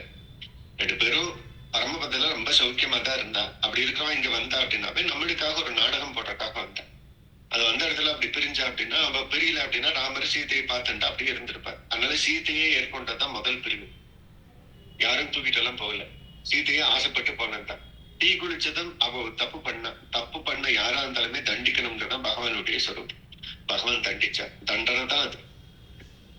ரெண்டாவது ஒரு பிரிவு ஏற்படுது. அது சீதையே ஆசைப்பட்ட பிரிவு தான். நான் வந்து போய் நதி தீரங்கள்ல போய் குழந்தைகளை பெற்றுக்கணும், தபோவனத்துல இருக்கணும், அதனாலயே இந்த பிரிவு. மூணாவது பிரிவு வேணா நீங்க என்ன சொல்லலாம் அப்படின்னா, ஒரு சத்தியம் கேட்ட திருப்பி அதை அவன் பண்ண மாட்டேன்னு சொல்லிட்டு அதோட அந்த கதை முடிஞ்சு போச்சு. அப்ப 2 பேர் தன்னுடைய சொதிக்கு போயிட்டு. அப்ப இதுல போய் ராமர் சீதை ரொம்ப கஷ்டப்பட்டு அப்படின்னால சொல்ல முடியாது. அவர் சீதைக்காக அவதாரம் பண்ணல அப்படின்னால ராமாயணம் சொல்லல. சீதைக்காகவே நான் பிறந்தேன், சீதைக்காகவே நான் வாழ்றேன் அப்படிங்கிறது யாருமே பண்ண முடியாது. ராமரும் பண்ண முடியாது, இங்க இருக்கிறவங்களும் பண்ண முடியாது. ஒரு மனைவிக்காக மாத்திரமே கணவன்கிறதெல்லாம் ஆகாத விஷயம். மனைவிக்காக இருக்கணும், அந்த மனைவிக்காக மாத்திரமே இங்க யாருமே இருக்க மாட்டா. அவ பிசினஸ் பார்த்துட்டு இருப்பா, அவ குழந்தைகளை பார்க்கணும், அப்பா அம்மாவை பார்க்கணும், எல்லாம் சேர்ந்தது தானே குடும்பம். மனைவிக்கு மாத்திரமே ஒருத்தன் இருக்க முடியுமா? அவ சொல்றது மாத்திரமே கேட்க முடியுமா? அது நிதர்சனத்திலே ஒத்து வராது. அது ராமருக்கு ஒத்து வராது. ஏன்னா ராமருக்கு சுத்தம் ஒத்து வராது. ஏன்னா அவர் சத்திரியன். ஒரு சத்திரியன் அதை பண்ண முடியாது. சத்திரியனுக்கு எப்போதுமே பிரஜைகள் தான் முக்கியம். அதனால ராமர் எந்த பக்கத்துல பார்த்தாலுமே ராமர் செய்தது தப்பு. நம்ம ஏன் அந்த முடிவு எடுக்கிறோம், ஏன் தடுமாறிக்கிறோம் அப்படின்னா, அது நம்ம பிராட்டிய நம்ம அம்மாவா போனதுனால நமக்கு அங்க மனசு ஒத்துக்க மாட்டேங்குது. சீத்தை இப்படி பண்ணிருக்க வேண்டாமோ அப்படின்னு தோன்றும். அதை விட்டு வெளியில வாங்க, உண்மை புரிஞ்சுக்கோங்க. உண்மை புரிஞ்சுட்டீங்க அப்படின்னம்னா அது பெரிய அங்க கஷ்டமாதான் இருக்கும். சீத்தை அப்படி சோதிச்சிருக்கோம் அப்படின்னா சீத்தை சொன்னதும் தப்பு தானே. நம்ம அதை மாத்திரமே பார்க்கணும். சீத்தை அப்படி சொல்ல நம்ம லட்சுமணன் பார்த்து ஒரு குழந்தைய பார்த்து அப்படி சொல்ல முடியும். சொல்லி இருக்காங்கிறதையும் ஏத்துக்கணும். ஏத்துக்கணும் அப்படின்னா பகவான் அதுக்கு யாரா இருந்தாலுமே அதுக்கு தண்டனை கொடுக்கத்தானே செய்யணும். அதனால அங்க பெரிய வேதனை எல்லாம் ஒண்ணும் கொடுக்கல. வேதனை மாதிரி தெரியறது. அப்படி பட்டாலும் அது இங்க இருக்கிற காலத்துல மாத்திரம். அப்புறம் போய் 2 பேரும் சௌக்கியமா தான் இருந்து அந்த ராமனுக்கு சீத்தையும் சீத்தைக்கு ராமனுங்கிறது பிரிய முடியாது. அதனால சீத்தையெல்லாம் வருத்தப்பட்டு இருந்தான்னா அவங்க கூட சேர்ந்திருக்கேன். அப்படியெல்லாம் சீத்தையோட சரித்திரத்துல எங்கேயுமே ராமனை திட்டுனான்னு எல்லாம் பார்க்க முடியாது. நம்ம தான் திட்டுறோம் ராமன். எப்பாவது சீதை தீக்குளிக்க வச்சுட்டான் அப்படின்னு திட்டிருக்காளா, என்னை காட்டுக்கு அனுப்பிட்டான்னு ஒரு காலத்துல கூட சீதாதேவி அப்படி திட்டுறது. ஏன்னா அவளுக்கு தெரியும் ராமர் எது செய்தார், ராமர் எது செய்தாலுமே அது சரியாதான் இருக்கும்னு அந்த ஸ்தானத்தில் நின்றவன் சீதை. அது எல்லாரும் புரிஞ்சுக்கோங்க. சீதை ஒரு நாளும் கஷ்டப்படல. ஒரு இடத்துல கஷ்டப்பட்டா அதுக்கு அவ செய்த தப்பே காரணமாக இருந்தது அப்படின்னீங்கன்னா உங்களுக்கு ஒரு பெரிய நம்பிக்கை வேற வரும். ஏன்னா அப்படின்னா பெருமாள் சீத்தையை தப்பு பண்ணாலும் தண்டிக்கிறார் அப்படிங்கிற தெரிந்தது அப்படின்னா அவர் எப்பேற்பட்டவரா இருப்பார். அப்ப எத்தனை உதாரண புருஷரா ராமர் இருப்பார். அதை மறைச்சிருக்கலாம் தானே, ஆனா மறைக்கல. அந்த தண்டனையை அவளுக்கு கொடுத்தாரு அப்படிங்கிறப்ப அவர் உதாத்த பாவம் தான் பெரிய ராஜாராமருங்கிறது நமக்கு தெரியும்.